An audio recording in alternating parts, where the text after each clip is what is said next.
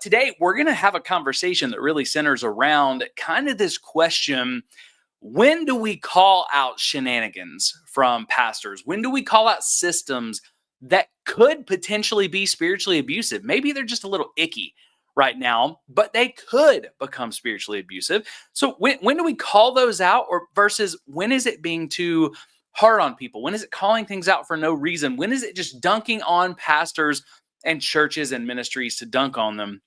So we're going to kind of wrestle with that question by reacting to some things that some other creators in this space have said, some things that I agree with, some things that I disagree with, because this is a question that I get asked a lot. This is a conversation that I have a lot, and it's one that's honestly it's a bit frustrating, because there's no easy answer.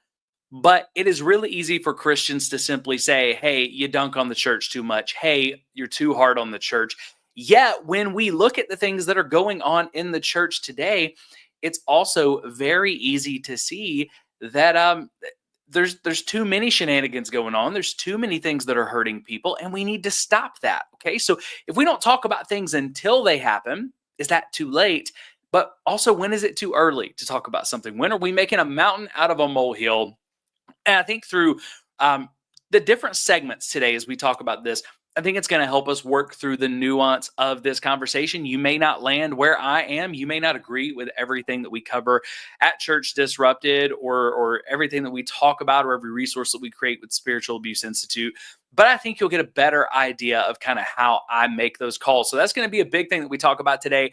As always, I would love to know where you're watching from today, and I would love for you to join the conversation. Whether you agree, you disagree, you have questions, you have comments, you have concerns, I'm going to try to get to as many of the comments as possible today. We don't really have a hard stop, so we can kind of roll through and just have more of a conversation. So let me know what you're thinking about these things, because again, this is a really nuanced conversation, and I would love to get your thoughts on this, because here's what I know we can't do. We can't do what we have just been doing in the church world, because that hasn't worked. Some of these things have been going on for a long time, and they've just gotten worse, and they're hurting more people. So obviously we got to do something different. But we've also got to be careful to make sure that we don't overcorrect. Because, and this is something that I've told Ruslan and some other pastors that I've had on recently. We don't want to become a channel that is just kind of a heresy hunters or scandal hunters. That's not what we want to be. We want to be dedicated to only talking about things where there are lessons learned, where we can prevent spiritual abuse from happening in the church, and where we can help people heal. Okay. So we got a really narrowly defined scope, and that's where we're trying to live. So I think this conversation will be good for us today. And if you've ever shared videos like ours or from other creators, you probably ran into this online, where people will say, hey, are you doing more harm than good by sharing these things? Are you hurting the church more than you're helping it, even though you have good intentions by sharing these things? And you probably heard that, and it's frustrating. I heard that this week. Sat down with a church staff member talking about their church staff coming on board with the Safe Church Pledge. And one of the things that I heard was they said, man, our pastor's behind your work. Our pastor likes the Safe Church Pledge. He's like, hey, why would we not sign it? Why would we not do these things? And he really thinks what you're doing and why you're doing it is important. He just doesn't like the way that you go about it. And when I asked the question, what do you think he would do differently? What exactly is it that he's upset about? There really wasn't a specific answer. It was more of just, hey, I don't know. I think sometimes it's just the thing of, do we cause more harm than good when we're calling out the church publicly?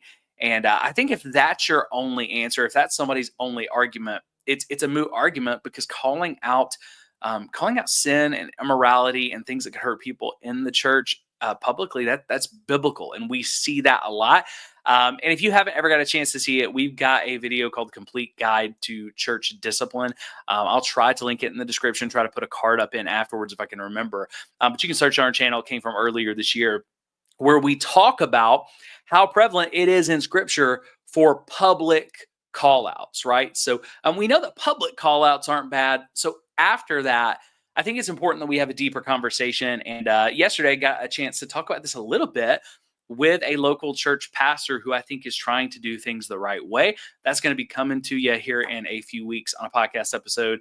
And, we really had to wrestle through that tension of where's the call out okay and where is it not. So again, I would love to hear from you guys. And with that, let's go ahead. Let's hit the chat before we jump in today. Let me see. We got DRV says hi from Podunk, USA. Thanks for watching, DRV. Elizabeth, it's good to see you. I hadn't seen you on a chat in a little bit. Thank you, by the way, for the sermon that you sent this week. I'm trying to carve out time this weekend to actually be able to watch it. But watching from Midland, North Carolina.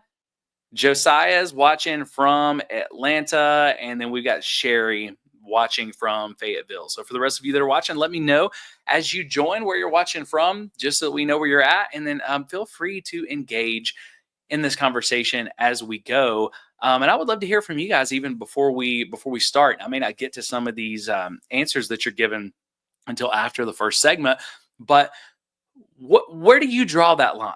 Where do you draw the line of saying, hey, it's okay to call out systems and pastors and behaviors and at least call out your concern? It's okay to call it out here. It's not okay to call it out here. Where is it preventing misbehavior? Where is it accountability versus where does it become just being critical and dunking on the church? Where do you draw that line? And I would love to just kind of hear from you guys as you're thinking through that. And then we'll look at a couple of different, like I said, a couple of different segments today where we're looking at different ways that other people have approached that. Some things that other creators have talked about that I think help us answer this question.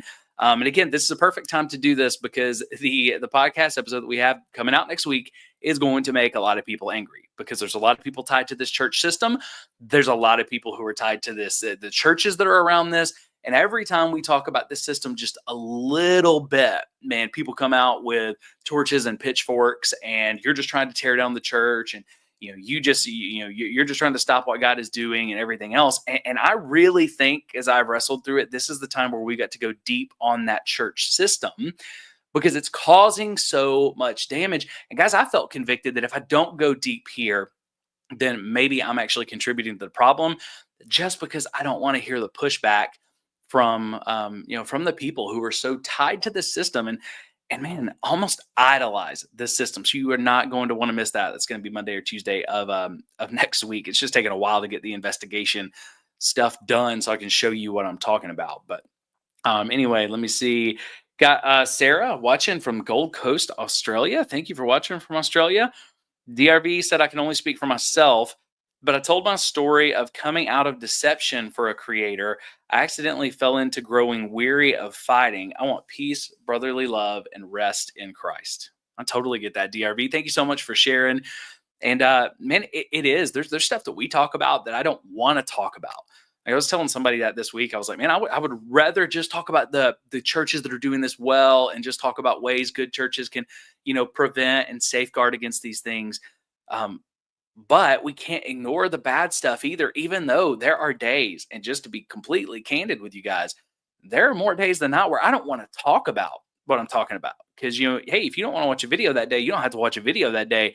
We got to keep making them. We got to keep doing it. And then beyond the videos, there's so much I hear about that I don't share with you all because it's not in a place where you can make a video about it, that it gets really heavy. So that is a hard tension to carry. And we got to make sure that when we're talking about this stuff, that we're also making sure that we're keeping a healthy walk with Christ. And that can be difficult at times. DRV says, I know discernment is necessary, but I'm weary. And 100%, and I'm with you. We're going to keep talking about this stuff until we are better at preventing the spiritual abuse, but we're always going to try to look at solutions. We're going to try to have empathy. And I'm really excited. We got some cool conversations coming soon.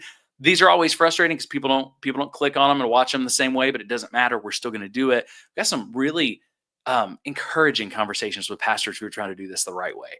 And I'm really, really excited about those. I'm having a lot of conversations about the Safe Church Pledge. So we are really hoping that there is a whole generation of pastors, it feels like, who are starting to say, you know what, this has went too far. Let's do something about it. Josiah says, this is nuanced, of course, but I say call it out. Check your own heart, of course, and stay humble. But wrong is wrong, and it needs to be called out.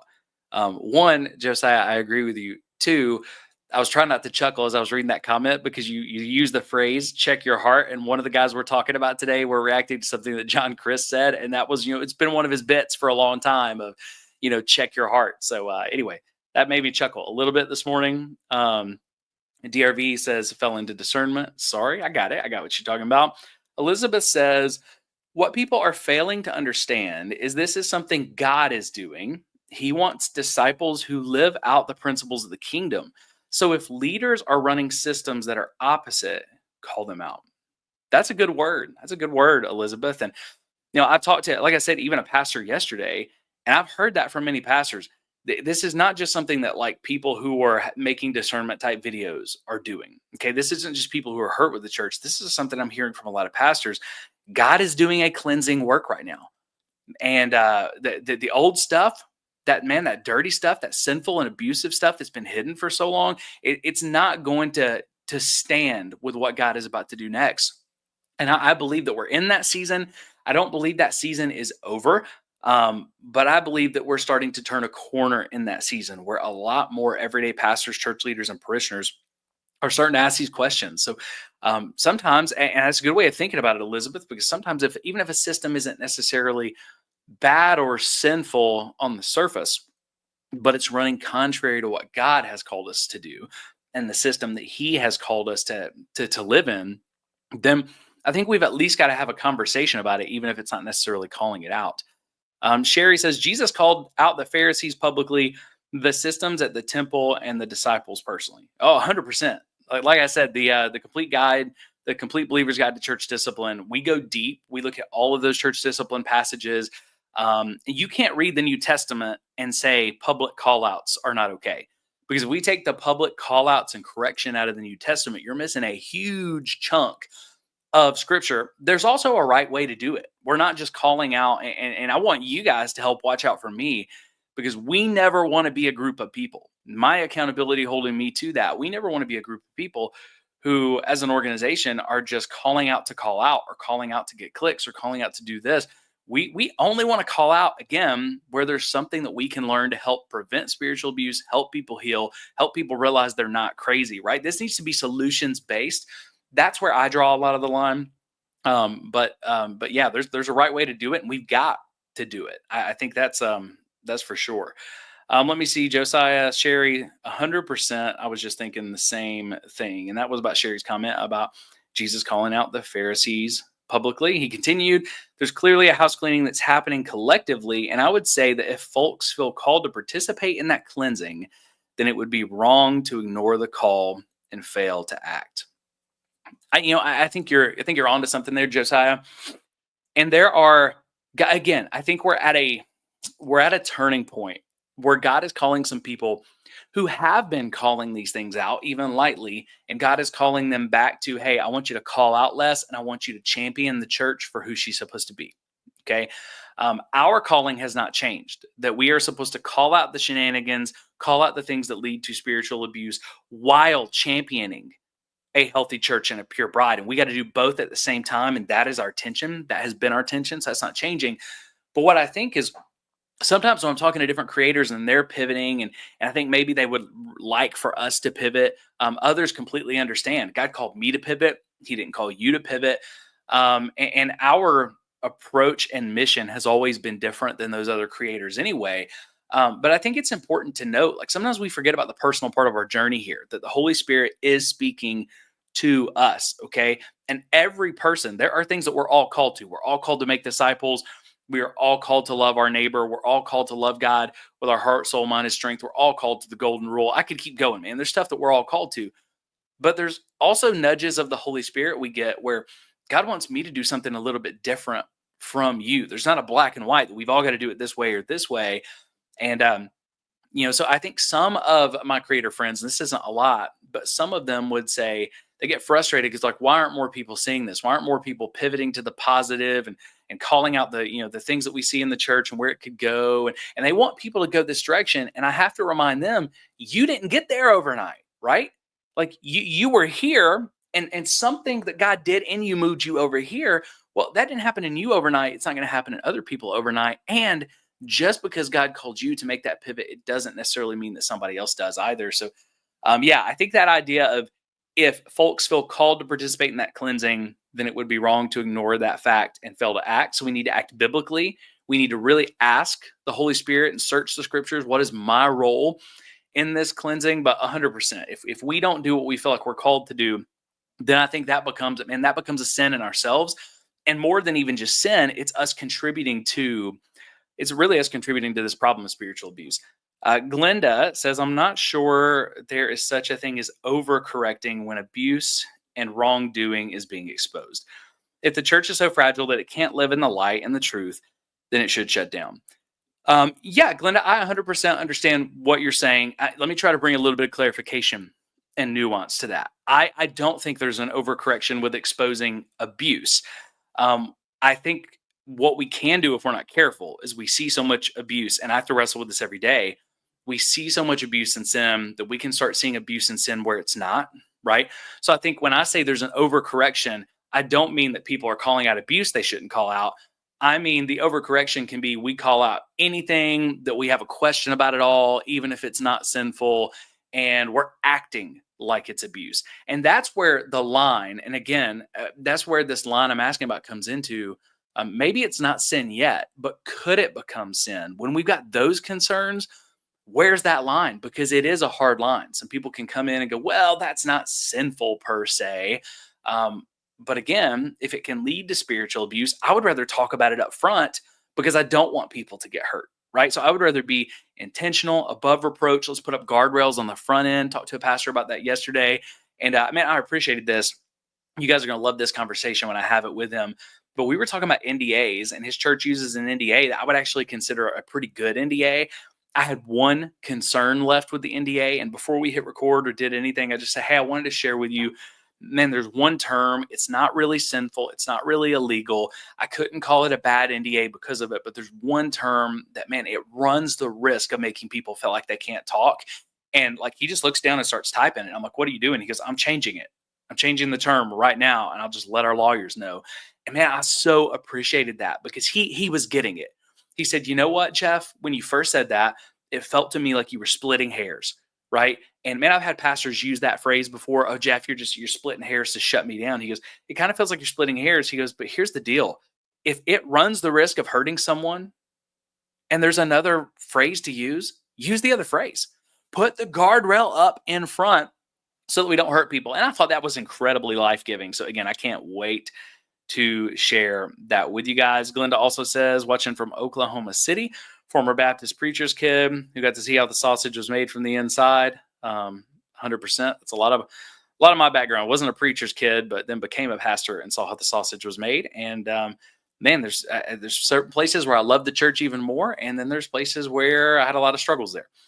Todd says, love Church Disrupted for doing both. Thank you so much, Todd. We're trying to hold that tension. You guys hold us accountable to that tension as well.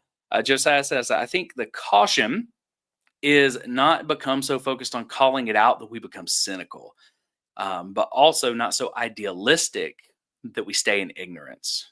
You know, I think you're on fire today with your comments, by the way, Josiah. The way that I've said it, which is very similar to that in conversations in recent months, has been, I don't want to be cynical, but I don't want to be naive, right? I don't want to overlook the sin, and I don't want to find sin around every corner, right? I want to see reality, and it is really hard to see reality because we all come in with our own biases. And so sometimes y'all will get frustrated, and I'm not necessarily saying the people in the chat, but sometimes our audience will get frustrated because there's people in our community who I'll bring someone on and they go, man, I don't like that person. I don't watch their stuff. I can't believe that you would bring them on. And from the very beginning, we've said with Church Disrupted, conversation is always better than consensus. We are after conversations that help us in spiritual abuse, not consensus. If we only talk to people we agree with, then we're in this really small echo chamber that all it does is increase our bias. Okay. And now if my bias becomes sin is more prevalent than it is, spiritual abuse is more prevalent than it is, and that's probably my bias because that's what I hear about. Because of this work we do, I hear about that a lot more than the good stuff. Okay. So that would be a potential bias for me. So it's why I was talking to Natalie Runyon about this week. I said, Natalie, if I have you on a podcast, I might lose some people. And if I have, Ruslan on a podcast, I might lose some people. But I like having people like that in my life because their bias tends to go to the other side, right? And I told Ruslan on our conversation on the podcast, I said, hey, man, if you are going to mess up, it's going to be being too naive, right? And if I'm going to mess up, it's going to be being too critical. So I like having people in my life who, man, we do not always see eye to eye on these things, because they help hold me in that tension of not saying, Jeff, you're wrong, but to say, hey, have you thought about it this way? And as we have those conversations, I think we both come closer to the middle. So I hope that you guys have people in your life as well who, you know what your bias is, and you say, my bias is not bad, I just have to know what it is. Can I have some people in my life who maybe tend toward the other bias, but people in my life who we all understand where our bias is, and that we're not 100% right all the time, and that we're trying to find truth. We're trying to find reality. So that's kind of where I'm at, Josiah. I mean, I don't want to be naive. I don't want to be cynical. I don't want to be critical. So I'm always trying to find reality and move a little bit away from my bias, but also realize that the people who are helping me find reality are also coming in with a bias. So if we have a hard conversation and both sides don't move, something's probably wrong. We should both move a little bit. Let me see. Sherry says, wise as a serpent, gentle as a dove. The scripture covers it 100%. Josiah, I like that one as well. Love the tension. Andrea said, please keep having different people on. We're losing the fine art of civil discourse and relatability. These convos help keep it alive. 100%. You know, what's really cool too is having conversations with different people I don't fully agree with when there's a spiritual abuse situation, right? So, or when there's a shenanigans type situation that could lead to spiritual abuse. You know, because of these conversations, I got some people that I can call and I can say, hey, I'm gonna do this video. I'm trying not to let my bias go too crazy, but also help me understand what they're doing, because you know this person, right? And whether it's a Ruslan or a Natalie Runyon or a Tim Ross or the many pastors that I've talked to, that helps, because a lot of times I've got people who are trying to connect me to the ones we're going to talk about and saying, hey, you should just talk to Jeff.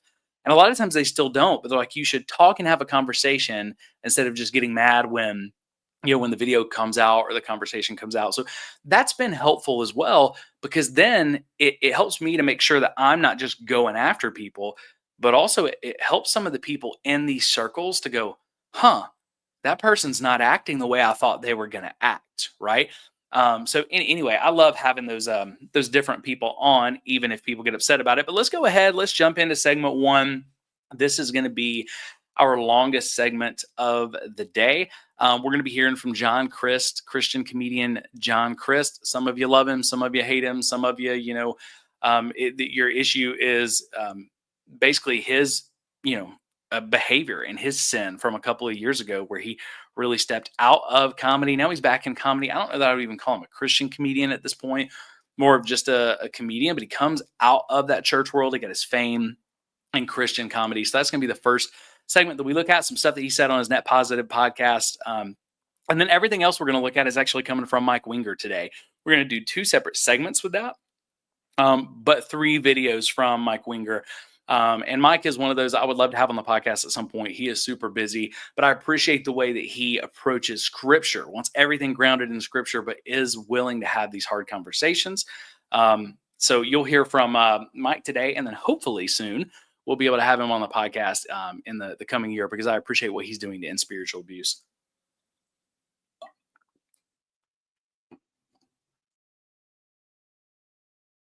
All right, so let's go ahead and jump into this first segment. Well-known comedian John Crist just defended a major megachurch pastor for what I would call some very questionable behavior. But the question is, was he right in defending him? Was he wrong? Or is the answer somewhere in between? And we're going to listen to that conversation today. I'm going to react to it. We're going to talk about it together and try to find out what parts of this were helpful, what parts might be hurtful, and to really start asking the question, when does Christian culture, Christian call-out culture, accountability culture, rebuke culture, church discipline culture, when does it become too cynical and critical versus when is it necessary? and when is it warranted. But let's go ahead and let's jump in real quick. Let's listen together to what John had to say and what he's talking about, what he's defending this pastor for on his Net Positive podcast. As meet the pastor, please observe the following: no photos with pastor, time constraints; no handshakes or hugs, wellness. Pastor is unable to receive any items at this time. And whoever posted this is here to crush this. Yep. All right. So the thing that we got right now that we're reacting to, it is a sign for what looks like a book meet and greet type thing. Okay. So you got this pastor at their own church doing a meet and greet, and here are the posted rules. This isn't just somebody saying this. The posted rules on a sign say, hey, don't shake the pastor's hand. Don't give him a hug. Don't try to take a photo. And don't give him any gifts, right? And on a couple of those, they gave the reasons, which I do appreciate. Don't shake his hand and give him a hug. That's for wellness. You know, we don't want him getting sick, hugging and shaking all these people's hands, okay? So at least I appreciate that they're telling people that, okay? Hey, don't take photos of the pastor because we don't have time. We're trying to reach as many people as possible. But at the same time, just flat out, this sign is a bad look, okay? This sign is kind of like a pastor who's like, don't let the sheep get too close to me because the sheep, they're smelly and they're gross and they might make me sick, or they might make me smell bad, or they might get me dirty. That's what it feels like. So I can understand why a person would be questioning this, okay? So when I first looked at this and I heard this, I said, okay, I can't really tell if this is sinful behavior yet. I need to hear more. I need to know more context. What I can say is this is questionable behavior. And when I say questionable behavior, I mean, I think it's okay, responsible, and valid to question this sign, okay, to question what's going on. Because when you think about a pastor, you don't think about someone who says, don't hug me, don't shake my hand, don't take any photos with me or anything like that. Like the whole don't give me gifts, I think that's probably a good one just, in general in those situations. But again, it just seems like a lot of rules that don't feel congruent with the pastor. So I think it's okay to question it. And then John is starting from this place. He doesn't say who this was or who posted it originally, or if they just sent it to him. I couldn't find any sort of original post on it. But he says this person was here to crush this pastor. Now, we have people who say all the time, oh, you're just here to crush this pastor. When I'm like, no, we're just here to talk about the questionable behavior. So I don't know if this person was really over cynical and they were just trying to trash this pastor, or if they were questioning questionable behavior. And unless I see the original post or the person who sent it to him, I just wouldn't know. But that's where we're starting from. All right, hold on. You guys are saying there's no audio. Are you still not hearing the audio? Was the audio from my mic, or is it the audio from the video? Can anybody let me know? I only see that from Edie, that there was no audio. So I just want to make sure that we're good. Okay, cool. All right, so no issues. Audio's fine. All right. I'm sorry, Edie, that may be on your side. I appreciate you calling it out, though, and I'm trying to watch this like a hawk. Let me see. DRV says you're good video. Does the no mean no issues, DRV, or is it good on video but no audio? Just to make sure before we go. Okay, cool. Looks like you guys can hear fine, so that may just be on DRV's audio issue. But until we get a producer in here, I'm trying to watch that and make sure I don't accidentally mute. But let's jump back in and let's continue to hear what John has to say. Right? Yeah, of course. Here to make fun of this. Yeah. Okay. I've talked to a couple of people about this. The local church, bro. Like when I started in comedy, I feel like it was 2012, 13, 14, 15, when I really was making a lot of content, kind of gently, lightly making fun of the church. Mm-hmm. I love the church. Obviously, my dad's a pastor. I think the only hope for America in the future is the health of the local church. But I've said this since day one.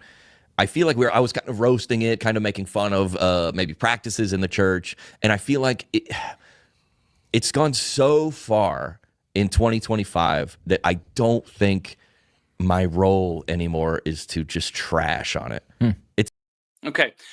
So I think this is a good tension here. I hear a good tension in John's voice. If he says, you know what, when I started, it was kind of what I was doing was I was joking with the church. And I remember John Crist when he started, I feel like he was not joking so much about church systems and spiritual abuse as I feel like he was talking about what I remember was he was more dunking on Christian practices. I was a pastor in the system at the time, and I didn't have a problem with any of his jokes. I actually wanted him to bring him on for a big event and pay him really big money to get him to come to that event. Things that now I would say, whoa, those are problematic pieces of the system. So when I was in the system, I enjoyed John Crist. I didn't have a problem with it. So I think the way he's looking back on this, I never remembered him joking about the church this way. But I think what he's talking about is you got a lot of people like Taylor Ransom's a good example. Shama is a good example. You got a lot of people who are, man, they're really talented comedians. They're really, talented doing sketches. And a lot of their comedy around the church is pointing out things that are going on in the church that are questionable. Okay. Now let's think about this for just a second. I've said this before. I'm probably going to start reacting to more of the comedy stuff soon because it's a way for us to talk about preventing spiritual abuse. And it's a way for us to talk about the issues without just having to constantly point at bad situations. Okay. We could talk about it more ethereally, but ask yourself this question. When something is funny, when a comedian is funny, when a joke is funny, what makes it funny? There's something very specific that makes us laugh. We only laugh and it is only funny when it's kind of true. Okay, there's got to be a significant element of truth to it. And it's usually somebody who's looking at something we all know with a little bit different of a lens, and we're laughing because it's true. Okay, when somebody's making jokes and maybe the idea is funny and it's way out there, but we can't see ourselves in it, we can't see our world in it, it's not funny, okay? So the reality is when you got people like Taylor Ransom, you got people like Shama, you've even got people like John, when they make jokes about the church, the only reason it is popular for people to, using his words, trash on the church with their comedy, the only reason why it's popular for people to trash on the church with their comedy is because there is a significant audience that says, you know what, that's funny because it's true. So when they're talking about these systems, they're talking about these things, there is enough people who are looking at this and going, oh, that's true. I've seen that. I've experienced that make it funny. And just like John back in the day, I would say the majority of their audiences, and I would be willing to bet this, I haven't seen their analytics, but if I could, I'd probably bet a mortgage payment on it. I bet Taylor and Shama and other comedians like them, the majority of their audience are actually Christians, church-going Christians. And it's funny because it's true. When Taylor puts out a church intern video, it's funny because it's true. Because if you've ever been a church intern, you know there's a whole lot that's expected out of you for next to no pay or next to anything. It feels like glorified slave labor in a lot of these internships. Is that all of them? No. But it's enough of them that it's really, really funny. And it's funny from church staff because a lot of church staff go, oh, God, we really did overuse them, right? So I think comedy can be a really good way for us to look in the mirror and go, oh, that is funny. But why is it funny? It's funny because it's true. And if that is true, is that actually how we want to be known as Jesus followers? So he says, I don't feel like it's my place anymore to trash on the church. One, I would say, John, I don't think you ever really trashed on the church, not hardcore. Okay. Also, I appreciate if your conviction is you don't feel like it's your place to trash on the church anymore. I totally get that. I probably wouldn't talk about things like this and would talk about other things. But I think it's also important to say other people aren't wrong just because they're doing what you're calling trashing on the church. Because again, comedy has a way of revealing something that is hard to see in other places. I can call something out and people get mad at me and call me Satan. Taylor Ransom can call it out, or John, you can call it out, and people will laugh at it. And then they have to ask the question, why am I laughing? So I think he's talking mainly about comedians here. But this feels kind of like he's looking at this broader culture as well of content creators and people who are calling things out with the church. And John would probably look at me and say, Jeff, you and Church Disrupted, y'all just trash the church. I would disagree. I don't think we just trash the church. I think we have good, solid conversations about spiritual abuse, how to stop it, how to help people heal, and the systems that cause spiritual abuse and how we can stop those. But it's uncomfortable, just like at times the jokes are uncomfortable. So I appreciate the tension here, though. I appreciate that John is wrestling with, I don't know if I feel called to go this direction anymore. We've also got to be careful that when we feel called to pivot direction, that we don't apply what God is speaking to us on everybody else. Because if someone else had said these things a year ago, John may have felt like they were talking to him, and they may have been like, John, why can't you just get it together? So we've got to listen to what the Holy Spirit is telling us without applying what the Holy Spirit is telling us to everybody else. If it's biblical, we can apply that to everybody. But if it's just the Holy Spirit speaking to us, we need to take that for us without trying to apply what God is doing in our lives to everybody else. There's plenty of, I want to be like, I've kind of always been like, if everybody loves something, I'm like, I don't know about this. And I feel like my role going forward is to like, not encourage it. I'm still obviously a comedian to make fun of stuff, but everybody is just we got it. Okay, let's just stop and talk about that. There's a couple of things he said. I think he's sharing a little bit more of what's going on. Okay, so he says, I'm the kind of guy that if everybody loves something, I'm kind of on the other side. It's like, I don't know. If everybody loves it, maybe I should be kind of pushing against it.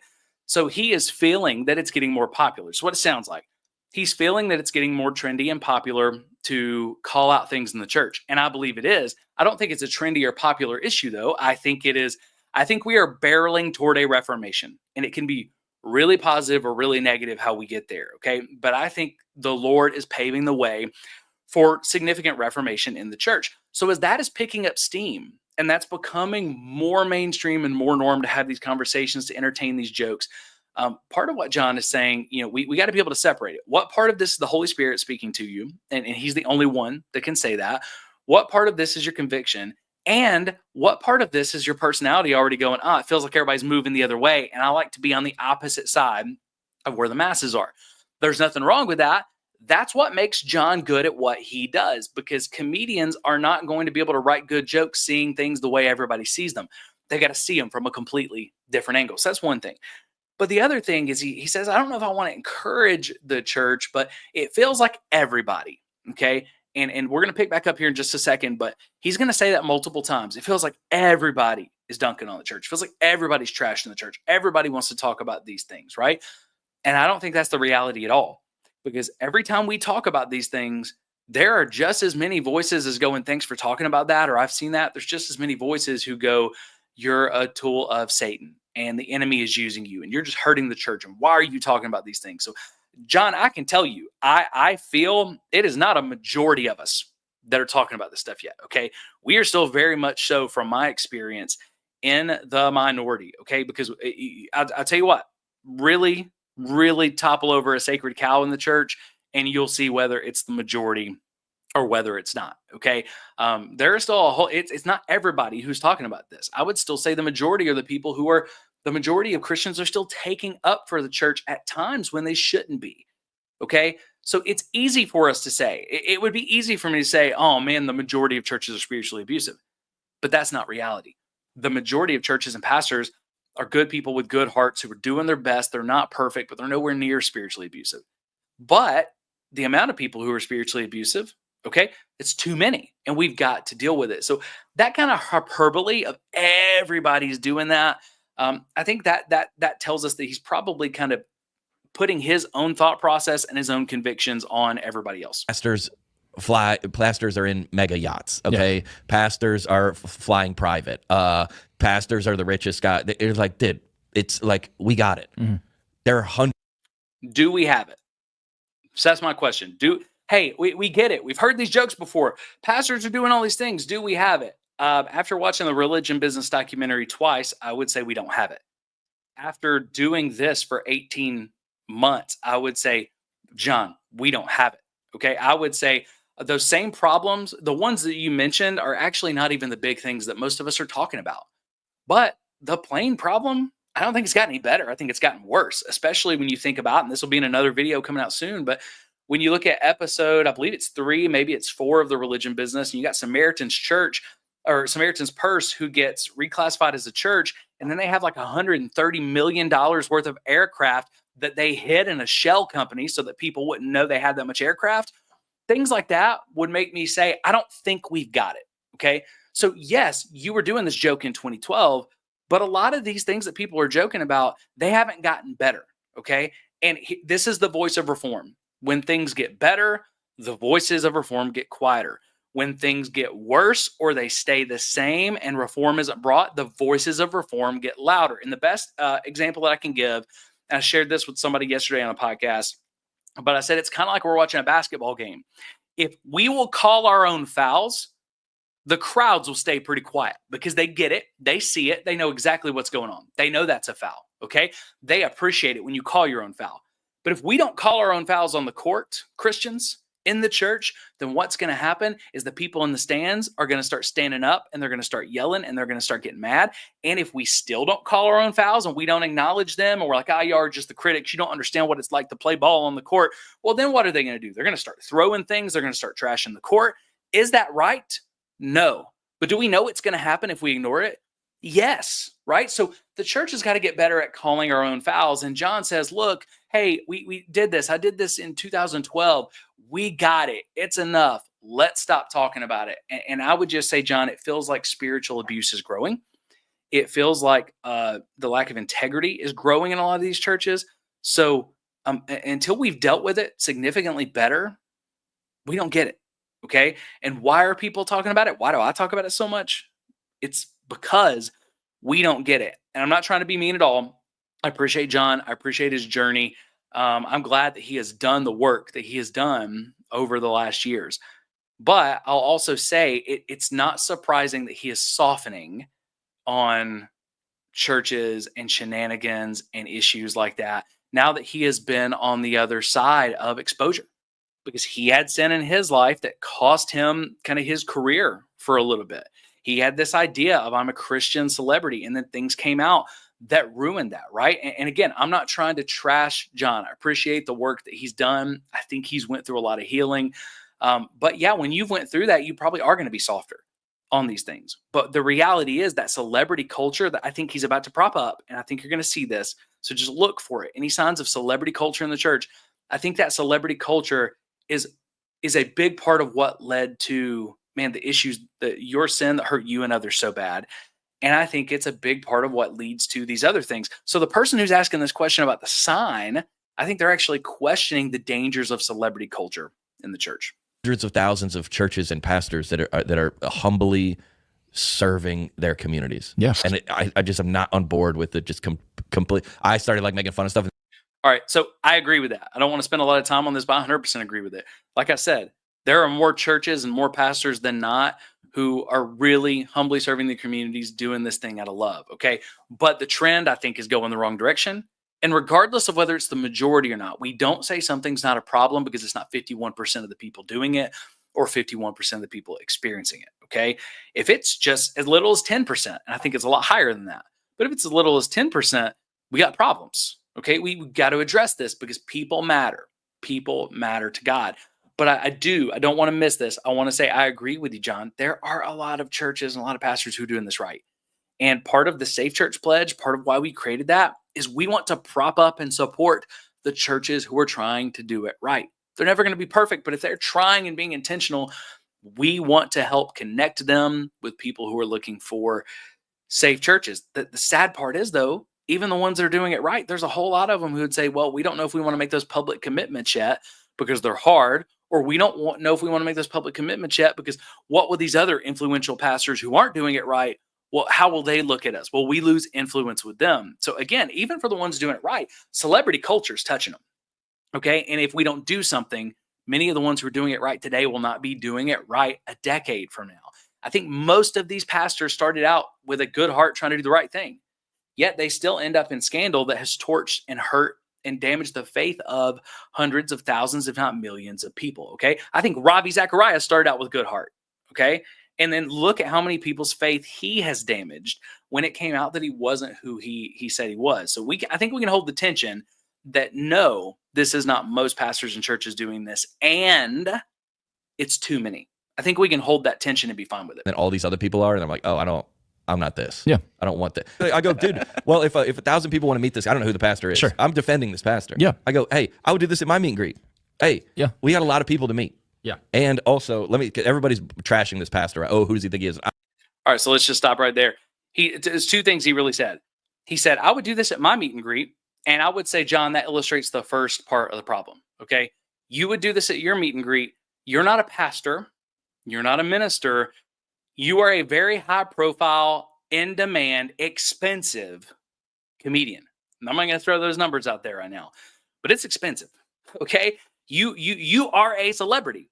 All right. And because you are a celebrity touring all over the United States, it would make sense for you to have these rules in your meet and greet. I might think, I don't know that I like the way that looks, but I'm not going to complain. I'm not going to post anything about it. I get it because you're a celebrity.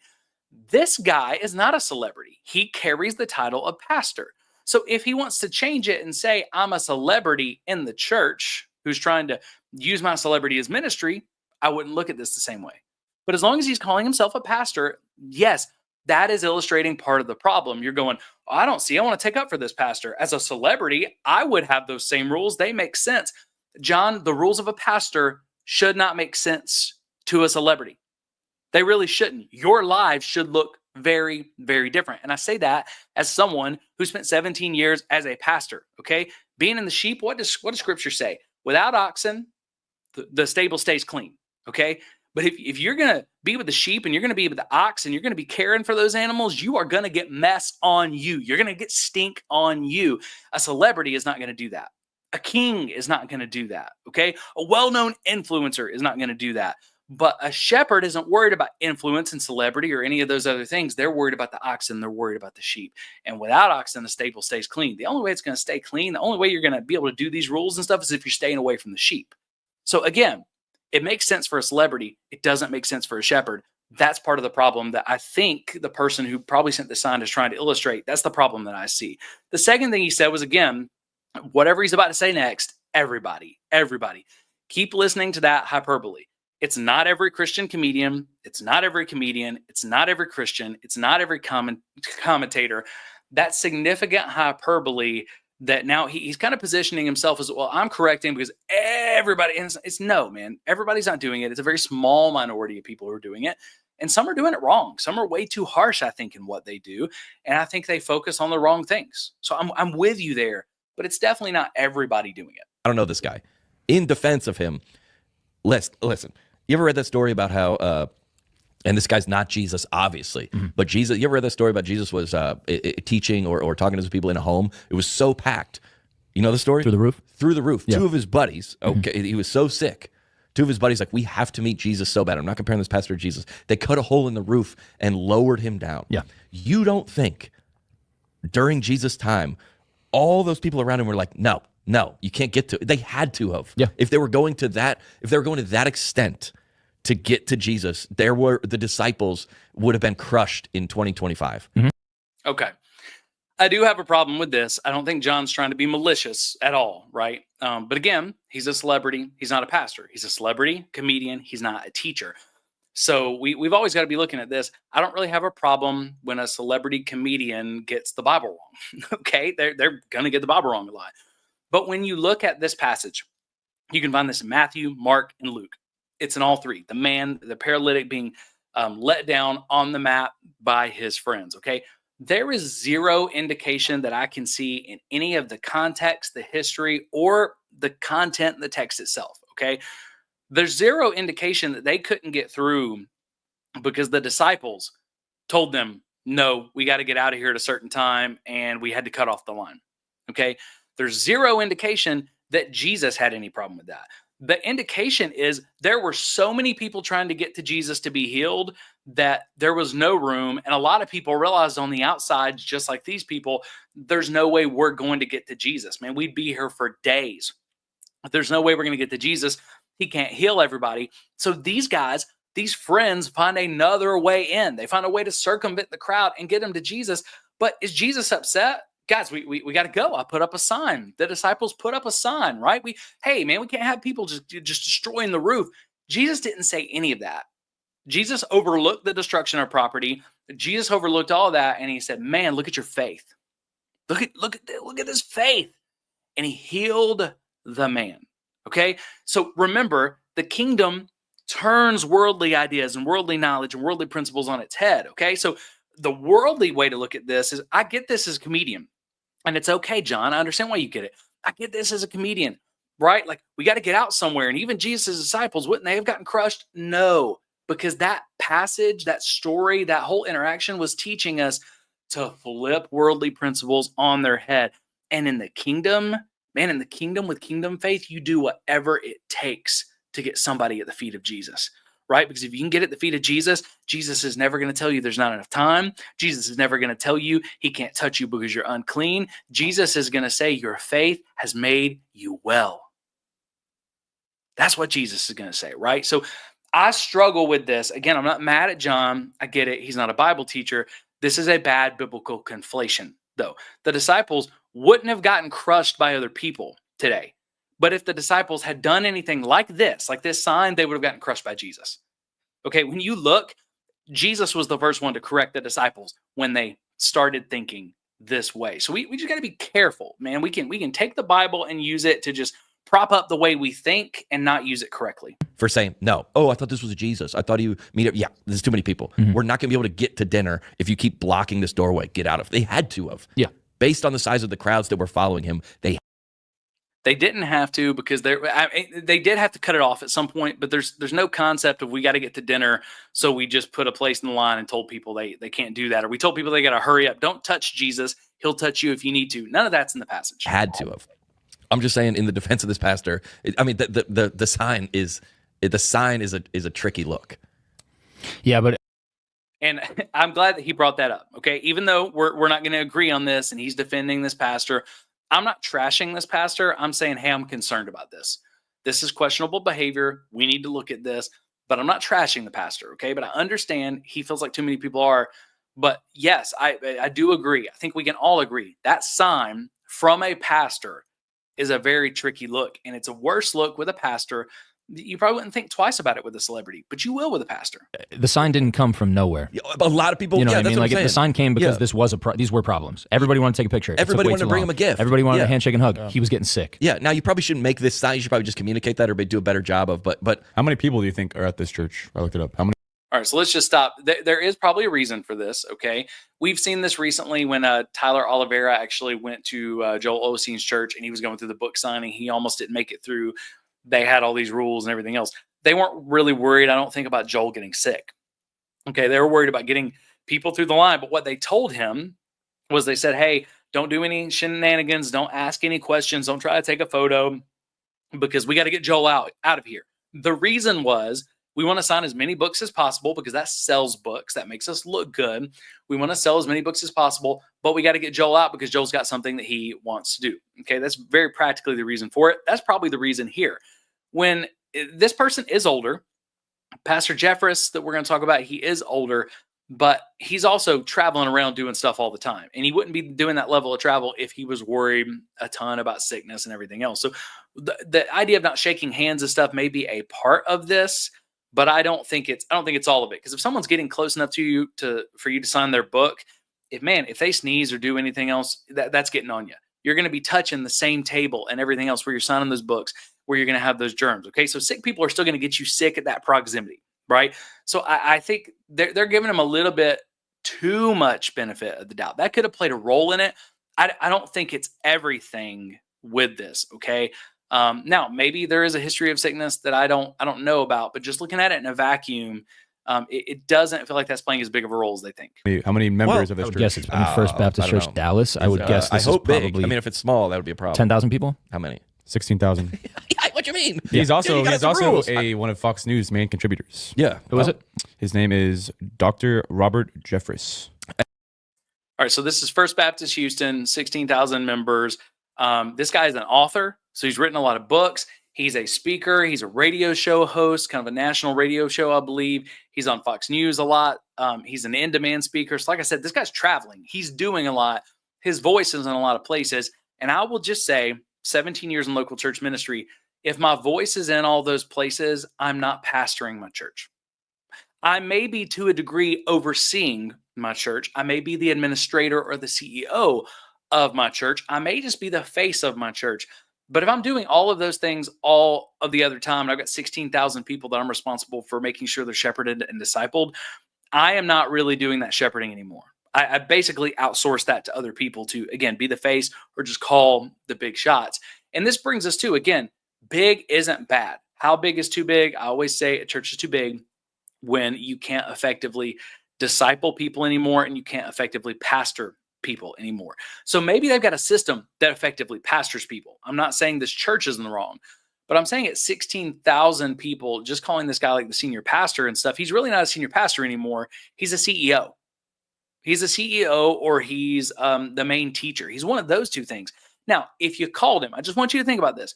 If you said, this guy's all over, Fox News, he's on the radio, he's got these books.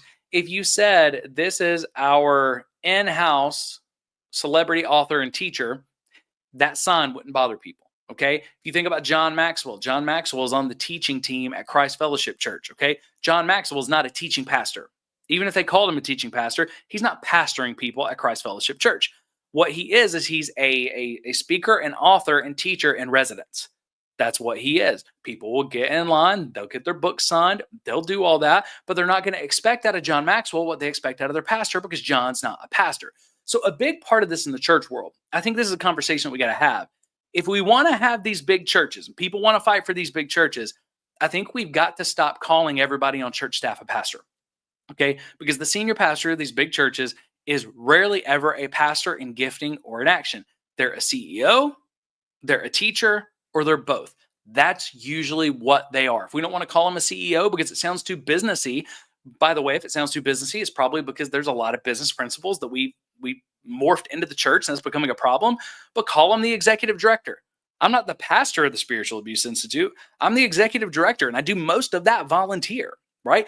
Call it what it is. If we would call it what it is, we wouldn't have so many of these problems. Because when people do things unbecoming of a pastor and they're not a pastor, we understand why. When they call themselves a pastor, we expect them to act like a pastor. And again, a pastor would want to be with the sheep here as much as possible. Hey, shout out. Hey, you know what I'm trying to do in my meet and greet? Have these rules. Yeah. I'm trying to have too many people want to do too many nice things for me that I got to set some limits. I'm not mad at this. Okay. I get it. I want these rules at my meet and greet. I'm not mad at it. And again, all I would say is you're a celebrity and it makes sense for you. He is not a celebrity, or at least he's not calling himself one. He's calling himself a pastor. So that doesn't make sense for him. We cannot conflate the two. 16,000 is a lot of people, bro. That's a lot of if people. Half the people want to come talk to you. That's 8,000. There was some like documentary that was like, we're exposing the church. Remember they wanted to come on the pod? Yeah. And I was like, no. Also, exposing pastors on private jets. I did that joke in 2014. Okay. So I'm pretty positive he's talking about the religion business. And you guys know we've been covering that a lot. We talked to those guys a lot. They're not exposing the church. They're exposing corruption in the church and legal loopholes in the church. I've had them reach out to me. That's usually how they reach out. I would bet that's how they reached out here. Okay. Do they talk about private jets and planes? What he's talking about? Yes. They also talk about a lot more than that. So again, John goes back to this, bro, I did that joke in 2017. I did that joke in 2012. That's over. Okay. Well, I think again, there's a false conflation because John, the first thing you got to realize is when you're looking at like the documentary or you're looking at someone like us, we're not talking about comedians anymore. We're not doing this as a joke. We're doing this for reform. We're doing this to protect people from spiritual abuse. So I'm just going to speak for me. We're doing this to protect people from spiritual abuse, to limit spiritual abuse in the church, to protect people, to help people heal. Okay. So I don't give a crap what joke you did in 2012. You do because you're a comedian. So you're looking at part of this is, again, looking at the Taylor Ransoms, the Shamas, you're going, oh man, they're doing the jokes I did from 2012. Well, obviously they're doing those jokes and it's still hitting because it's still true and it's still a problem, which illustrates an issue. But for those of us that are not comedians that are doing this, nobody's doing this because it's a joke. Nobody's trying to copy your joke. I think that minimizes this conversation that is needed about reformation. I think this minimizes the spiritual abuse. I think it minimizes the financial issues. And again, I agree with you. It's not the majority of pastors, but we cannot minimize it because every time we minimize it, it grows. Okay. And one of the things that bothers me most about this is I think this is an incomplete conversation. I think there's a lot of good that John is saying here, but he keeps distilling this back down to, well, I would do this as a celebrity. And why are people telling the jokes I told in 2012 and 2017? Okay. For most of us, bro, these are not jokes. We don't care what you told in 2017. Okay. We just don't. This is very serious, and people's lives and faith are at stake in some of these situations. So again, I think we got to be more nuanced when we have these conversations. Hey, I think a lot of people are too hard on the church. Also, there's a lot of grievous abuse. We got to make sure that we talk about that. But maybe we should think twice before we just joke on a church. That would have been a conversation I could have got behind. I feel like something got left out here that could cause people to share in his conviction, even though the Holy Spirit's not bringing it, and go, oh man, well, maybe I'm trashing on the church too much. And now they don't say something where something needs to be said, and then someone gets hurt. If you know what you should do, you know the right thing, and you don't do it, it is sin for you, right? So I think that's just a big deal here. 10 years ago, we got it. There are some pastors abusing the system. Yeah, there definitely are. Yes, no one's disagreeing with that. I'm just so sick of everybody just trashing the church. Josh Benson had a All right. Again, I'm so sick of everybody trashing the church. Everybody's not trashing the church. I don't even think we're trashing the church on this episode today, John. It's not everybody. Okay, it's just not everybody. And again, you keep coming back to this idea of we get it. No. You get it as far as thinking about it like a joke. Guys writing you material. But a lot of the people who are even writing these jokes, they're not writing them just as jokes. The rest of us are looking at this and going, no, we obviously don't get it, because since you said we got it, John, I experienced spiritual abuse that ran me out of the church for a while. I've watched people walk away from the faith. I've watched people's lives be crushed. I've watched people be traumatized in a way in churches by pastors to where they're living with PTSD for the rest of their life. So no, dude, we don't get it. We haven't got it. And that's the part that keeps making me mad about this. take the other day. He's like, I'm leaving this church because my pastor is driving a Tesla. He goes, that's a $35,000. Yeah. That's not. What? Yeah. He's like, what? The pastor lives in a neighborhood. What's he supposed to do? Right. Like, Yeah. does that make sense? Yeah, for sure. And again, I agree with that. I'm getting a little hot over the continued we've got it, right? But I agree with a lot of what John's saying. And I agree with this, man. I know that is real life. That is a real story that I've heard recently about I'm driving a $35,000 used, Tesla, and somebody left my church, right? At the end of the day, I hate that for that pastor, right? Pastors are unfairly judged a lot of times. And the best thing that we can do, the more transparent, the more open we are, the more integrity we have, I think the less that happens, okay? But yes, there are some pastors unfairly judged. But you know what? Nobody's making a joke about the $35,000 Tesla, okay? There are very few creators. There's none I know of, but there's very few creators who are making content about, look at this church driving this used, Model 3, right? I don't care. Most of us don't care. That's not the big issue. So again, I agree with you here. I fear this minimizes the conversations people are actually having. We do need to say we're too hard on pastors. That was real. But I think that's a much more rare conversation. The majority of these kind of conversations that you're calling everybody, and it's not everybody, I think are about much bigger things than driving a mid-tier sedan. It's just so much piling on. Where is the line? How much is he allowed to make? Hey, I didn't get accepted to the worship team at my church. Your voice is bad. Okay, I hate it when people do this. That has nothing to do with what you're talking about, John. It has nothing to do with this video or anything else.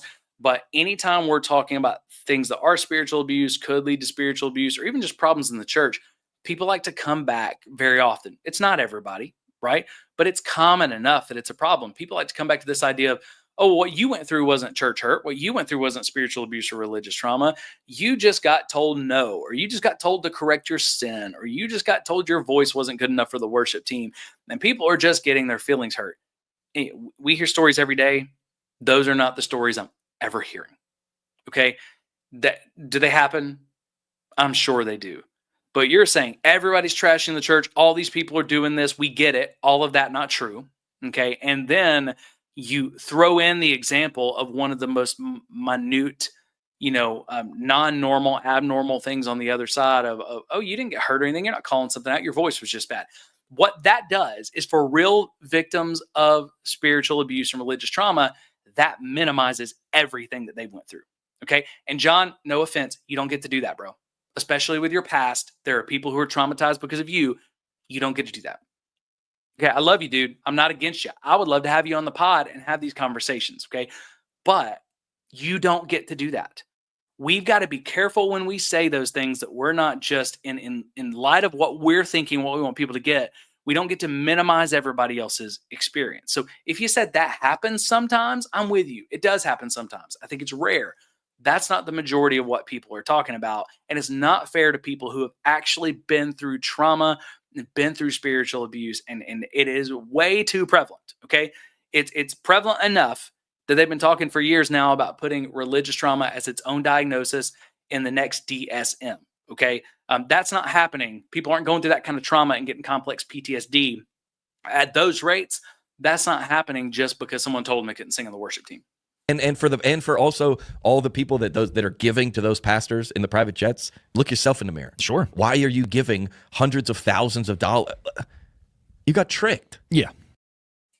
Okay, I agree and I disagree. Okay, and again, I think this is just where there's more nuance. Yes, if we're giving to those churches and we know that, then absolutely we got to look ourselves in the mirror. If we're giving to those churches and we didn't ask questions when questionable things happened, we got to look ourselves in the mirror. At the same time, there are a whole lot of people who gave to those churches. They never knew the questions to ask. They never saw the financials. What they were trying to do was they were told, if you give this seed and you have enough faith, then your prayer will be answered. And they had cancer and wanted to live. That's why they gave that money, right? There's a lot of reasons why people gave this money. And yes, I agree. They were tricked. They were manipulated. That's why we talk about these things, okay? Why would you say, look at yourself in the mirror, you got tricked, without going, hey, no, why are we still talking about this? Because we don't get it. Because people are still being tricked and people are still being manipulated. And they're giving away the money that they had to live on, desperate for a miracle, okay? That's not just the Kenneth Copelands of the world. That's not something that we've got. We talk about it every single year, every single October. There is a trend of miracle offerings across the country, and these miracle offerings are modern-day indulgences that are doing the same crap. Now, on top of it, John, I would also say, yes, we do have to look ourselves in the mirror 100%. And at the same time, one of the things that the Religion Business documentary just kind of exposed is the use of shell companies, 501c2s, okay? Integrated auxiliaries, associations and conventions of churches. These are corporations and companies, but they don't have to disclose because they're technically part of a church. And just like Samaritan's Purse, when you're saying, oh man, well, you gave to that private jet, how do you not know any better? Well, there's a whole lot of people who gave to Samaritan's Purse and never realized they had $130 million, I believe. I could be off on that number, but it was a lot, that they had that much in aircraft. Okay, why did they not know that? Well, one, because now that Samaritan's Church or Samaritan's Purse considers itself a church, they don't have to file a 990 anymore, like most churches. So there's not a disclosure. You can't just expect people to know that. But then on top of it, they hid the aircraft in auxiliaries, shell companies, 501c2s. And I think Stovall Weems talked about it there on the documentary where he said, the church may have had a budget of like 30, 35 million, but when you brought in all of our auxiliaries, it was over 50 million. But what are those auxiliaries? They're shell companies, okay? So again, there's a lot of people who they don't need to look in the mirror because they had no idea, okay? We all have responsibility in some of this, but we've also got to be careful, John, that we're not victim blaming. And some of these people, again, they gave desperate for a miracle. And not only did they not get the miracle, not only did they lose the loved one, not only did they lose the job, lose their house, whatever, they didn't have money to pay rent or put groceries on the table the next day. Okay. So I think without giving any sort of nuance to the other side, I just think this conversation unintentionally, I don't think he did it intentionally. I think it spits in the face a little bit of a lot of people who have been through significant religious trauma.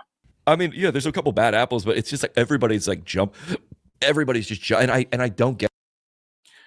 All right, let's just stop right there real quick. It's not everybody, John. I've said this 18 times now. It's not everybody, and it's not just a couple of bad apples. Okay, dude, it's not a couple of bad apples. This is much more systemic than you think. This is much bigger than you think. And every one of those bad apples, think about Robert Morris. You could say, well, Robert Morris was just one of those bad apples, and he destroyed Cindy Clemishier's life. But beyond Cindy, okay, Robert Morris was impacting tens of thousands of people. One of the biggest churches in the country. So we're talking probably over 50,000 people he's impacting on a regular basis. That's not counting his books or anything else, okay? So when it comes out that he's not who we thought he was, and he has this huge disqualifying sin, and his elders, some of them have been hiding it, and the system's been covering it up, right? That's not just one bad apple that one person ate. That is one bad apple who negatively impacted the faith and lives of over 50,000 people and destroyed one person's life. Now, here's what I can tell you. If Walmart sells one bad apple, someone eats it, they get sick, and they pass away. Guess what we're going to have? We're going to have a recall on apples across the country, or apples across multiple states. They're going to recall probably 500,000 apples. And you're going to say, somebody could say, well, it's just one bad apple. One bad apple? And someone didn't make it because they ate that apple. Okay. So because of that damage and because of how people matter, massive recall, right? That's what happened. When you think about the stuff with Tylenol back in the 80s, there weren't a lot of people who took Tylenol and passed away, but all it took was a few, and Tylenol almost went belly up. Okay. Why? Because people matter. This idea that it's everybody against the church over a few bad apples, false, false. And now we get this whole false pretense, right? You can say it's not as many people as we make it out to be. It's not the majority. And I agree with you.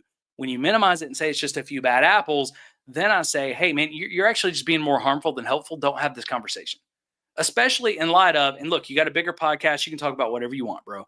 But in light of your past, I think this is unwise. I think it's unwise, and it really runs the risk of unintentionally hurting people who don't need to be hurt and you don't want to hurt. You just got to be more careful with the words that you speak, because this isn't a comedy bit, right? So again, there's people, he's great at comedy.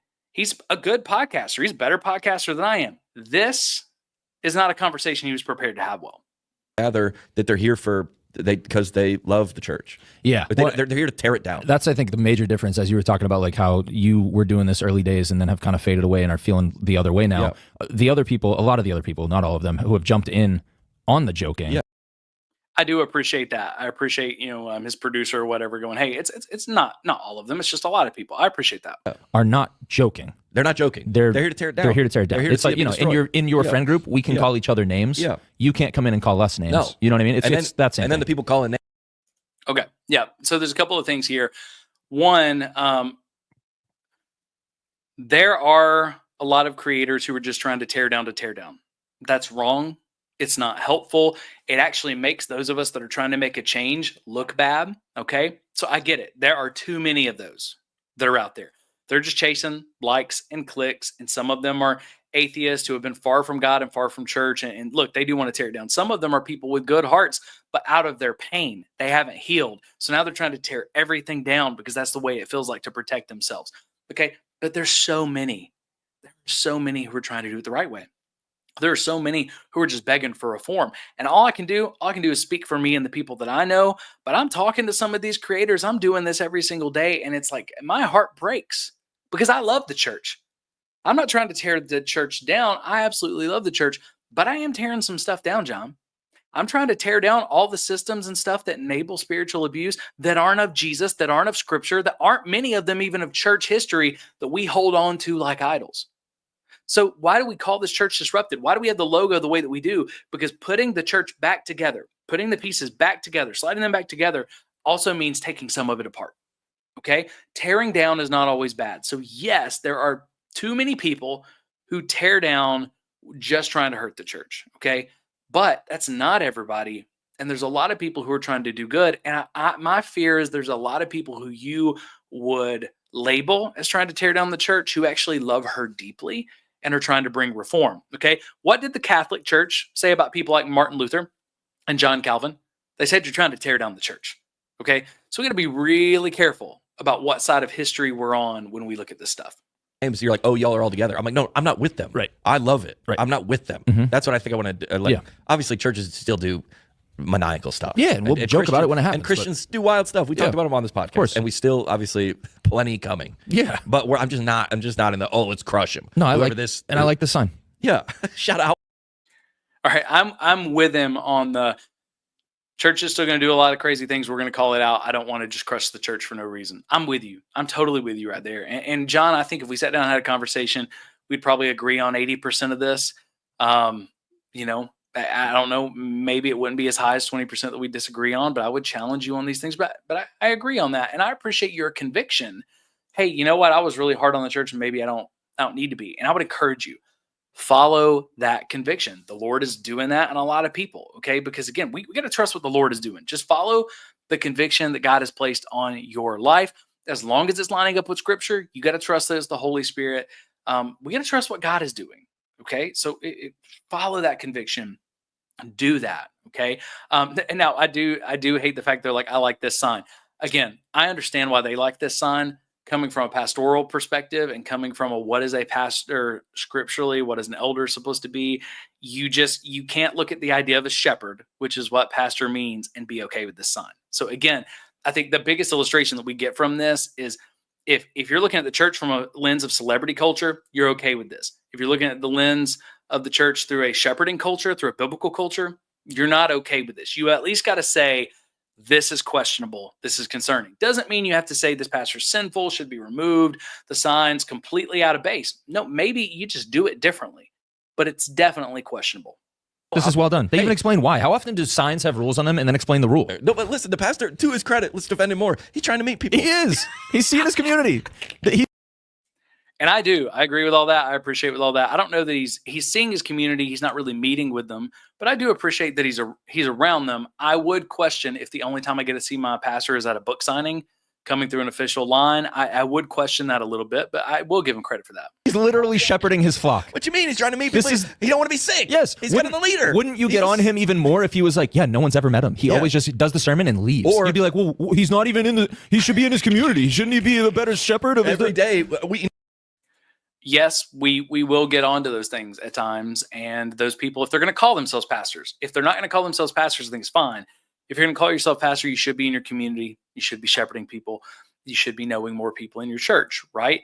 None of that changes with a book signing line, which is what this looks like. None of this changes with a book signing line. No, what's his last name? What's his last name? Jeffress. Hey, when we show up on Sunday, we want to meet Jeffress. Where's he at? He's always sick. He's meeting everybody, dude. Stop with the handshakes. We need to hear you teach us about the Bible. It's another teleservice again because he has COVID again. And again, if he's limiting those handshakes and hugs and stuff just literally to keep himself from getting sick, I totally get that. I totally understand that.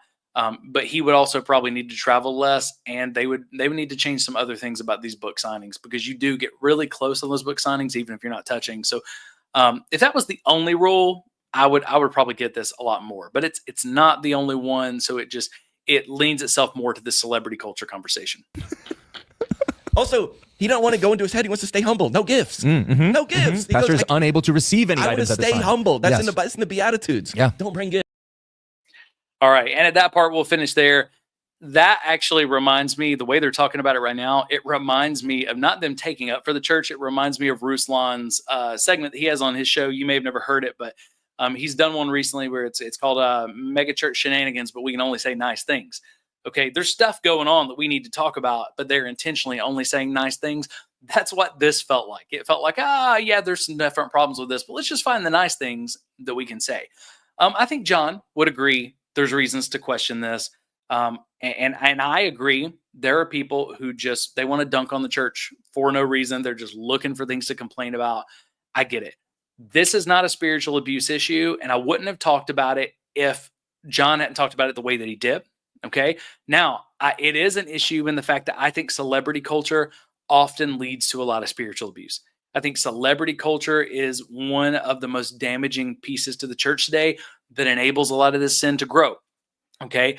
But if it was just the sign, that's not enough celebrity culture for me to probably talk about it.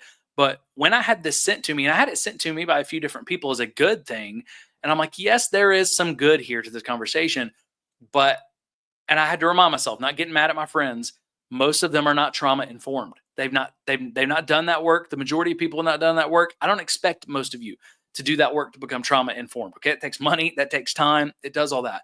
But as someone who's trauma informed, I have to look at that and go, no, I actually think this could have been just as harmful as helpful. You got to talk about both sides of the conversation. And if you're not, then we've got to bring the other side of the conversation. But again, there's a lot to agree on here. I want to make sure that I'm not a person who's just being critical to be critical.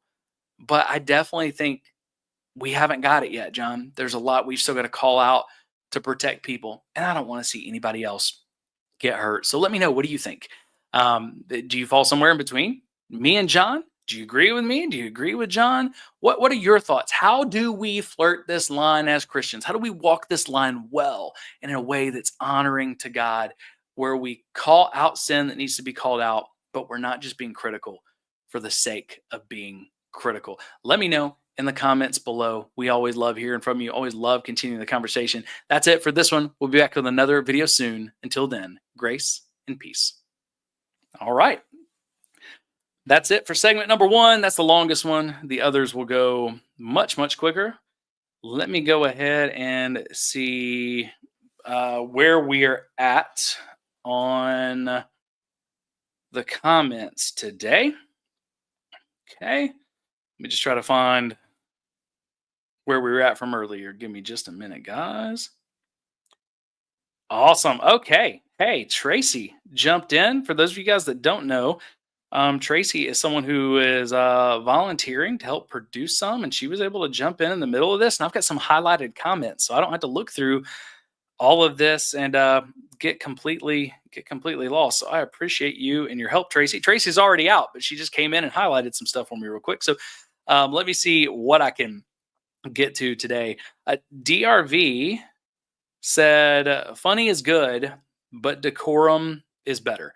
And there's a place for decorum. There's a place for humor. I think John lives in this world of humor so much that that's all he's seeing. He's seeing this through his lenses, and his lens is celebrity. His lens is humor. His lens is, man, I love the church. I don't want to be too hard on the church. His lens is also, man, I've been corrected by the church, and that was hard. I was exposed by the church, and that was hard. So we all only look at the world through our lens. So I love John. I'm grateful for John. I'm praying for John. Like I said, I'd love to have John on the show. I'm not anti-John, but he's just seeing the world through his lens.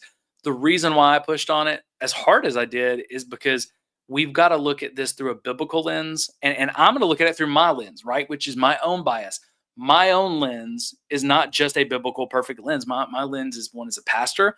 My lens is one who has been spiritually abused, who's been through religious trauma. My lens is someone who hears these stories of people being, hurt every single day. So again, we each come from our own lens, and that's why it's not about John being wrong and me being right, or me being wrong and John being right. It's about, we need to be able to have more of these conversations about the nuance in the middle. Todd says, I always took his comedy as making fun of church culture.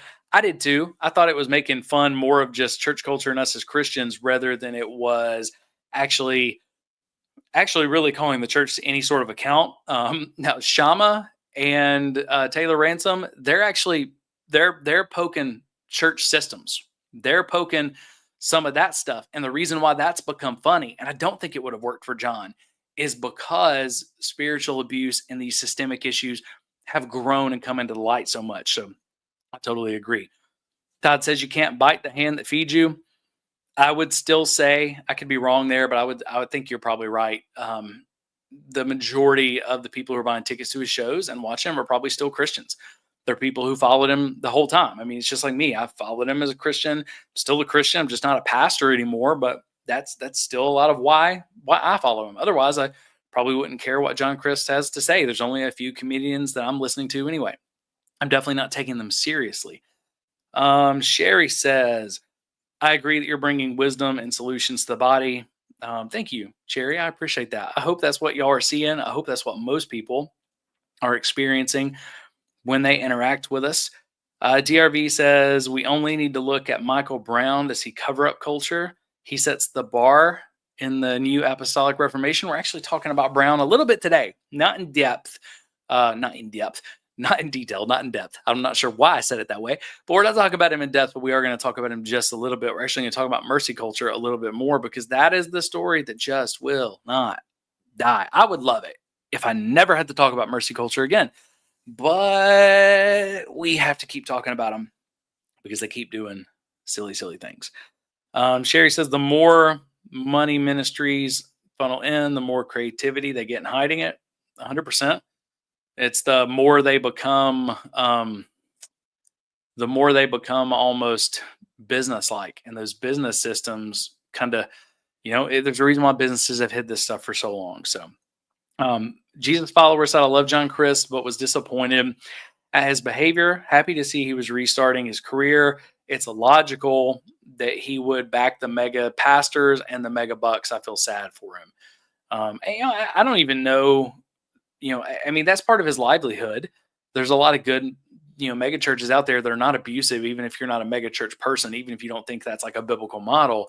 But I think we got to be careful not just backing them blindly. But it does. It makes sense. It makes sense.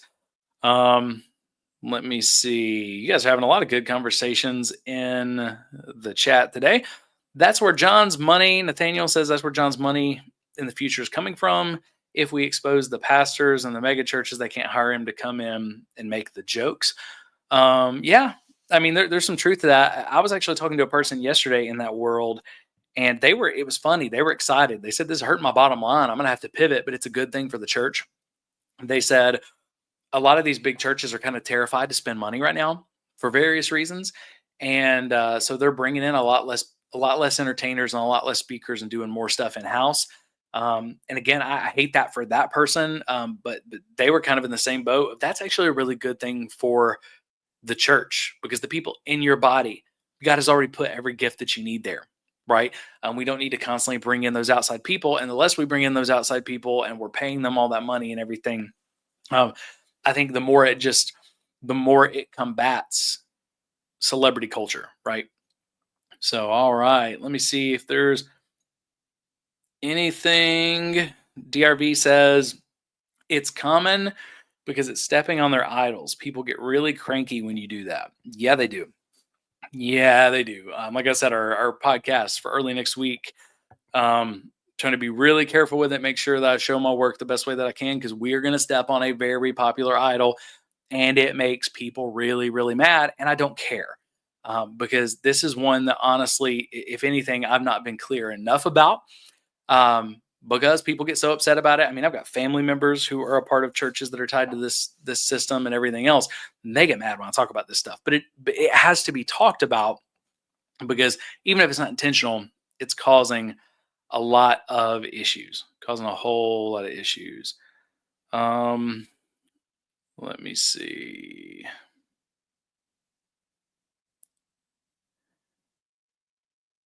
All right. So people said they've been called Jezebel spirits. They've been called Pharisaical spirits. Why is it that so many church people feel like they have to attach a spirit to every name that they call you? Like, it's just name calling. Own it. I'm calling you a name because I don't like you. Don't have to attach a spirit to it and make everything super spiritual. Let me see. Sherry, I appreciate you. I don't know that I'm awesome, but we try. I try. The board tries. Everybody around us is volunteering. We try to do our best. So I'm grateful that it's helping you. All right. I like that more of your comments today are talking to each other than just talking to me, which is cool, because I love seeing you guys talk to each other. Daisy Ray says, Crist makes the church laugh. He does not tell her to repent and keep her eyes on Jesus and carry your cross daily and be holy. You're right. And I think that's okay, because that's kind of his role, man. I mean, he's a comedian making the church laugh. I think it's awesome. I think when he has conversations like this, he's stepping into something and trying to correct people who were doing a different role. Now, if he just talked about other comedians, it's different, but it felt like he was talking more broadly. I mean, it was just kind of unclear. I think he was talking about both. Let me see. DRV, boy, you're making it difficult for me to get my chores done. I'm accidentally trauma informed from domestic violence. Well, I hate that we're making it hard for you to get your chores done, but I'm glad this is hitting the nail. They said reluctantly trauma informed. A lot of us are trauma informed. Training came from trauma. It's difficult. Elizabeth says, when the disciples argue about who is the greatest, Jesus brings a child, one completely dependent on others with no power. Agree with you. If personality, whatever. If a pastor is this, it doesn't fly. Yeah, I agree, Elizabeth. Thank you for that example. And the DRV says, you're on the money. Bringing in outsiders makes it more of an entertainment business than a place of worship. I agree.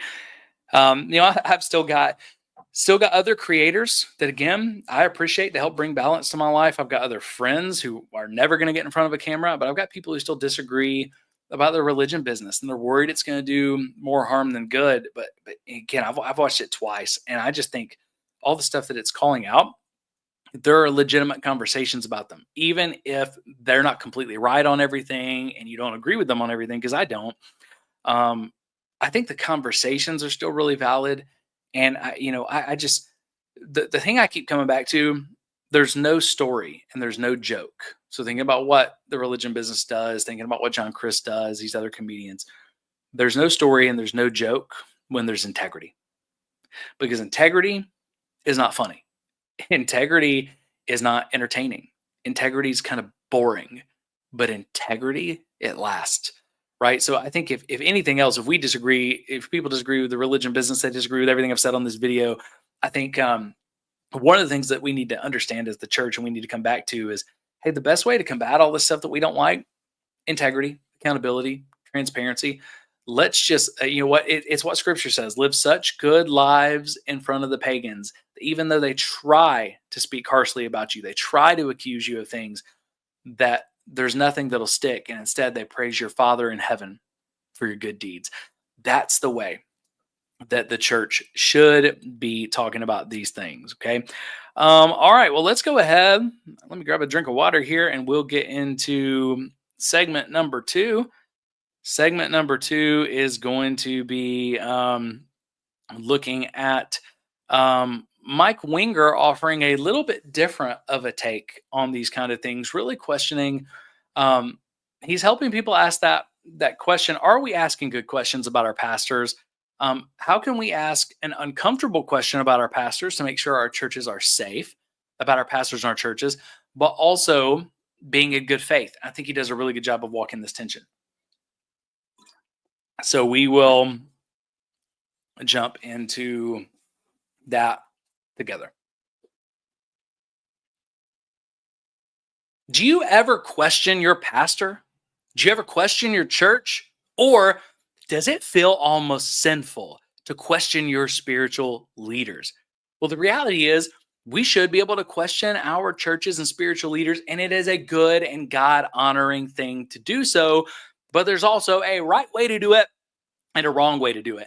And in today's video, we're going to be listening in to a clip from a video that Mike Winger posted recently, and I think he illustrates kind of this tension brilliantly. How do we hold our leaders accountable, but also do it in good faith, expecting the best? How do we ask these tough and uncomfortable questions without getting cynical and without getting critical? And even though that maybe isn't what he meant for me to get from this video, it's definitely what I took away from it. I hope that it encourages you too, but let's go ahead and jump into this, see what Mike has to say. Yourself. And this is a great question for you guys to ask. It may alarm you a bit when you answer this question. Maybe I trust my pastor. I think he's a great guy. Let's suppose for a second he wasn't a great guy. That some of this. Okay, that right there is tough. He said this may be a tough question to ask because we don't ever want to think bad about our pastors, right? We don't.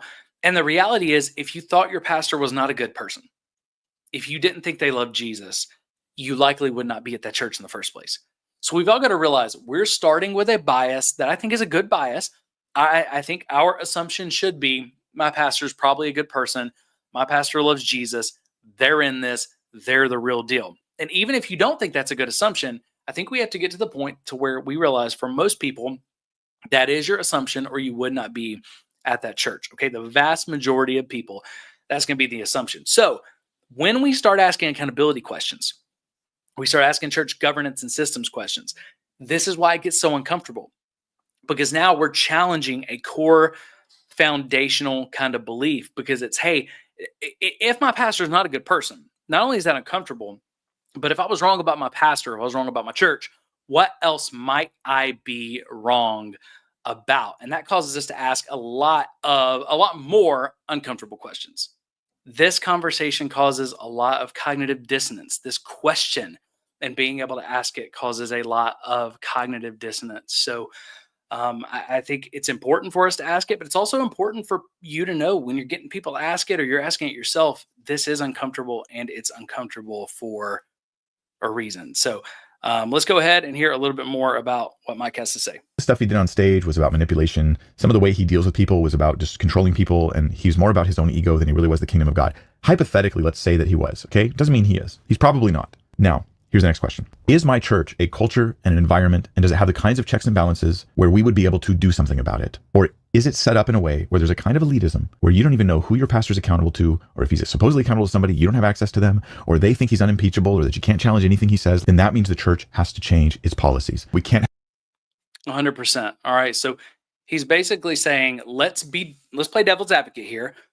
What if your pastor wasn't who you thought they were? Okay, what if you were wrong? I know that's uncomfortable, but what if they were a bad person? What if they were just manipulative? What if they were a narcissist? What if they were trying to build their own kingdom? What if? These are uncomfortable what ifs, but we've got to ask that question because that leads to very important questions. If they were not who I thought they were, if they were not a good person, do we have the checks and balances in place? Do we have the systems and the policies in place to protect the church from bad people? Do we have the policies and systems in place to protect the church from a bad leader? Do we have the systems in place to protect us from a wolf who is masquerading in sheep's clothing? Okay. And in a lot of situations, when we ask that question, we look at our systems differently. We look at governance policies differently. We look at everything differently when we ask that question. Okay. Because again, I'm doing a video talking about governance very, very soon.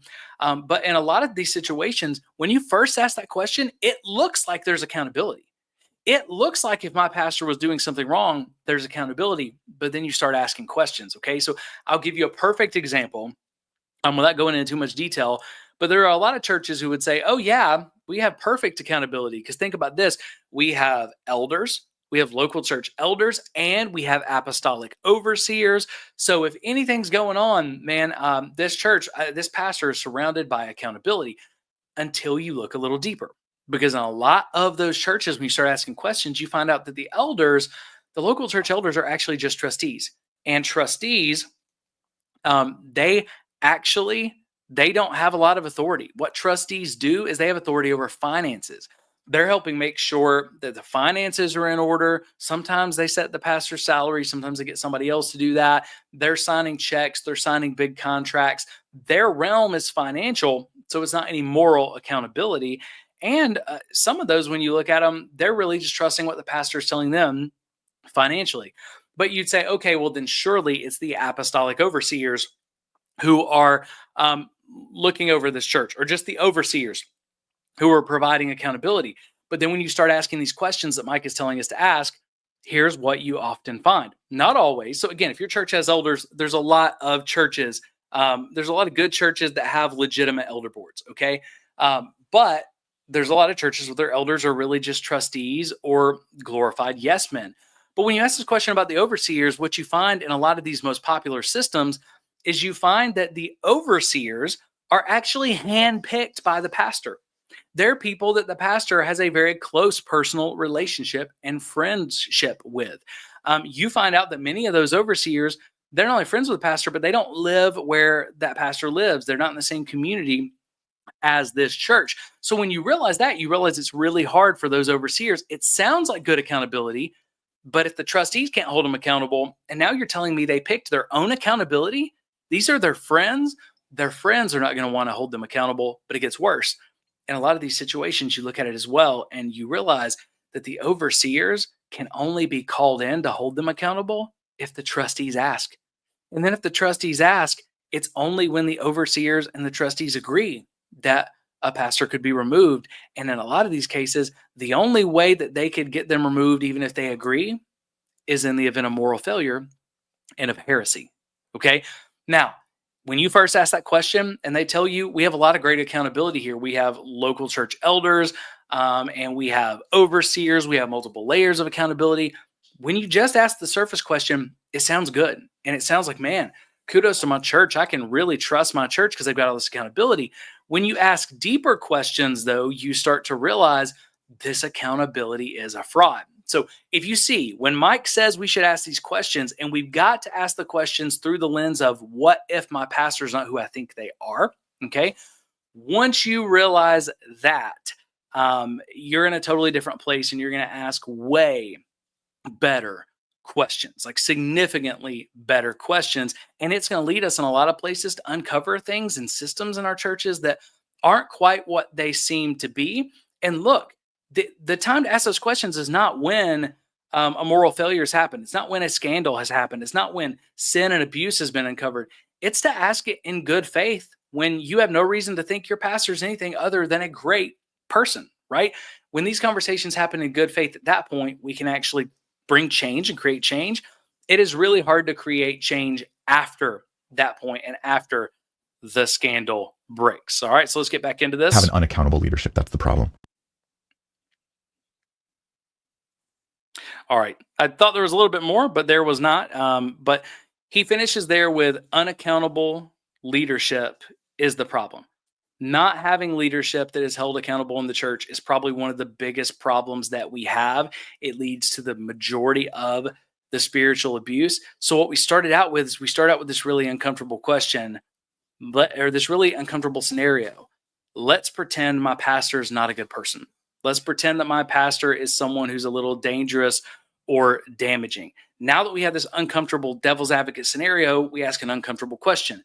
Are the systems in my church, are they good enough to protect us against a wolf in sheep's clothing if that ever were to happen? And man, we hope it doesn't happen. We're praying it doesn't happen. Nobody wants it to happen. But if it happened, are those systems in place? And then the reason why we ask that uncomfortable question, the reason why we push to get those answers, the reason why we have that devil's advocate scenario is because it all comes down to, if we could solve the accountability problems in our churches, if we could solve the lack of accountability, then the majority of these scandals would not become what they are.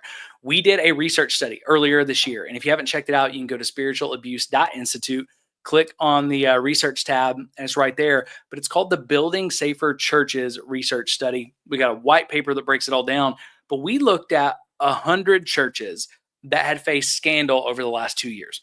And out of those 100 churches that have faced scandal, we looked at, I think it was about 10 different markers of safety that they could have. All 10 of those are a part of the Safe Church Pledge. But one of the first ones that we looked at were governance issues, because governance accountability, governance transparency, those things were pretty much non-existent in every single church that we found that had faced scandal. Because when you have good governance and you have accountability mechanisms, it stops sin and abuse usually long before it gets crazy out of hand and it blows up. When you don't have good accountability systems, these things grow until they become incredibly destructive, right? So it's important to ask those questions. Have you asked those questions about your church? And again, I know it's uncomfortable, but I think it's necessary. Have you asked those questions about your church? Do you know who holds your pastor accountable? Do you know legally in the bylaws, what are the ways that a pastor could be removed if they started doing bad things? What are the reasons that have to be in place to have them removed? What would that look like? Do you know if the congregation has a voice? And I know a lot of churches are not congregationally led, but even if you're not congregationally led and the congregation doesn't vote on everything, does the congregation have a voice if something's going wrong with the pastor? Is there a way to have a vote of no confidence? Is there a way for the congregation to get involved if the people that are reporting this stuff aren't doing their job, right? But also it brings up that question, do we know who we're supposed to report this stuff to, right? All of those questions, if you don't know the answers to those, I would encourage you to know those answers. Because I think, when we're trying to figure out where do we draw this line, we don't want to just be critical of the church for no reason, but we've got to be honest about the church. And we got to realize that we're all human, and all humans are capable of heinous sin. And without accountability, right, without transparency, we are capable of doing things that we would never want to do. So we got to be honest about the church while also believing the best about the church, okay? And believing the best about the church and being honest about it together, it requires us to make sure that we set up good accountability systems in place. So if you don't know the answers to those questions in your church, I'm going to encourage you to ask in good faith, right? I'm just being a devil's advocate here because of all these scandals that have happened. You can set up a private conversation with your pastor or set up, a time to meet with different elders.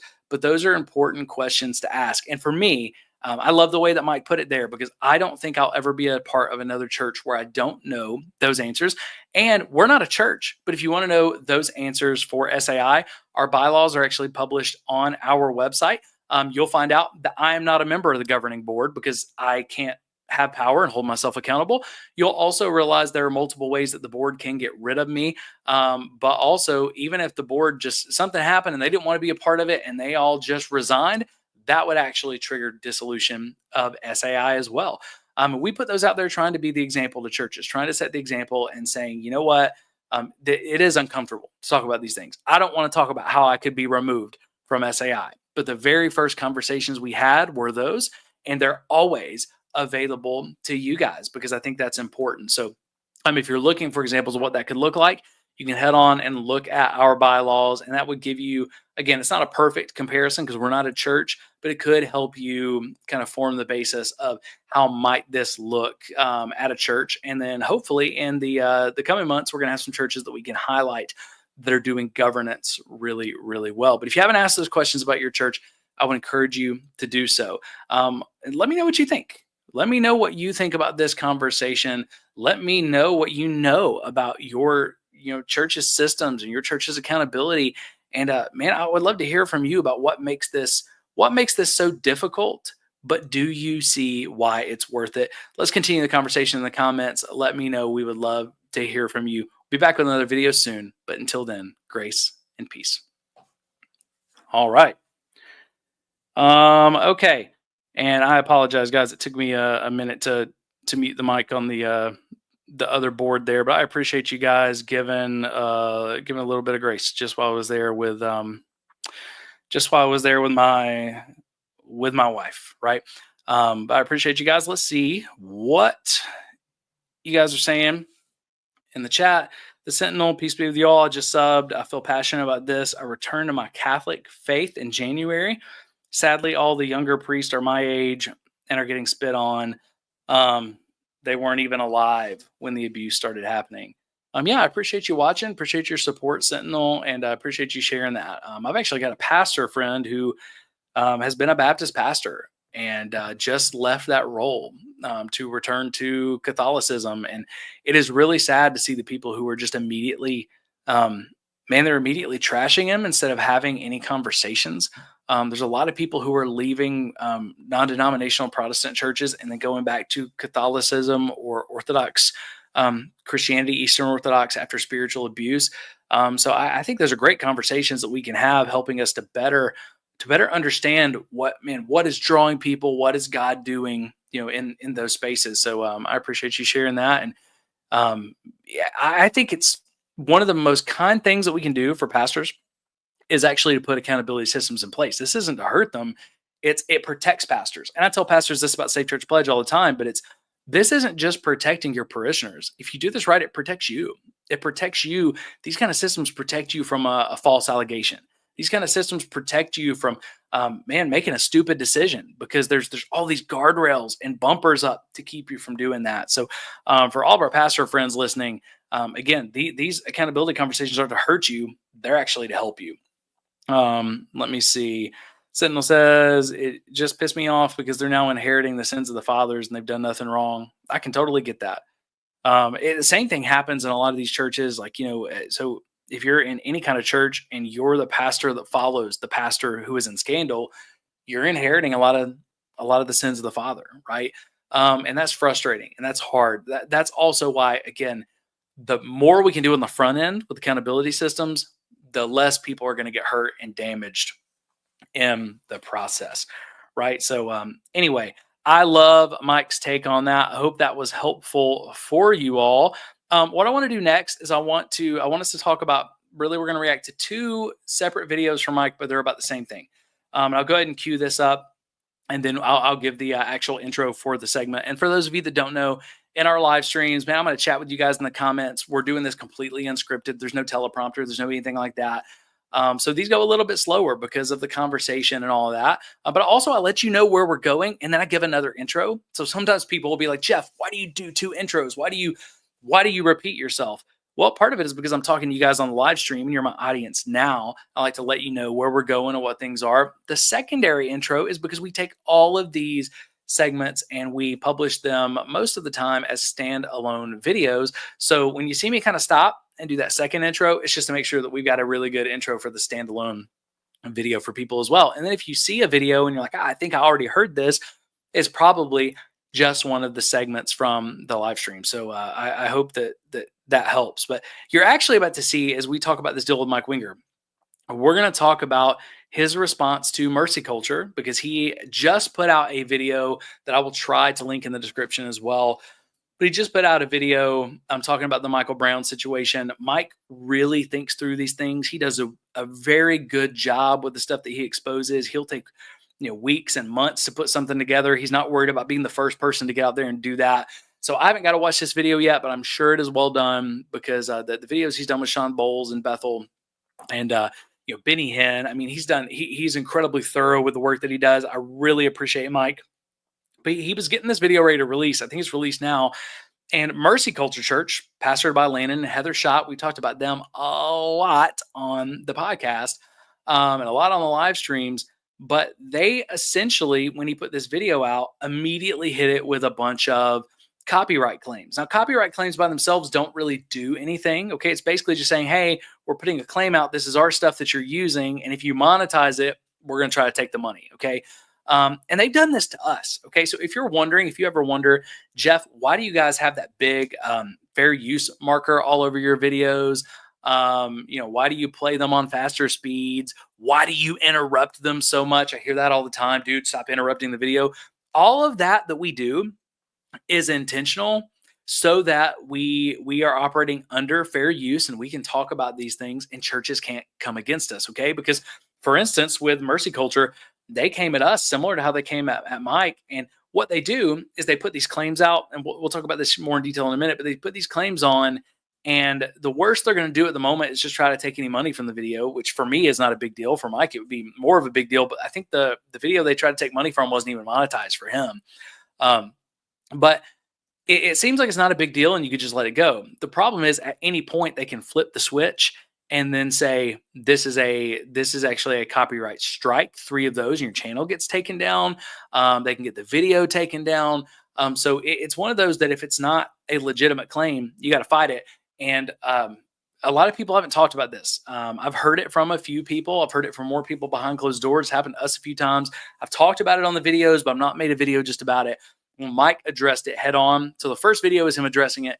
The second video is actually him going to be talking about hearing from Mercy Culture. They actually contacted him, which is good because they never contacted me. But I want to talk about this because this shows the other side of not just asking these questions, but this shows how kind of insidious cover-up culture can be. So we'll go ahead and we will jump into that together. So what happens when a church, and a mega church at that, decides to participate in cover-up culture?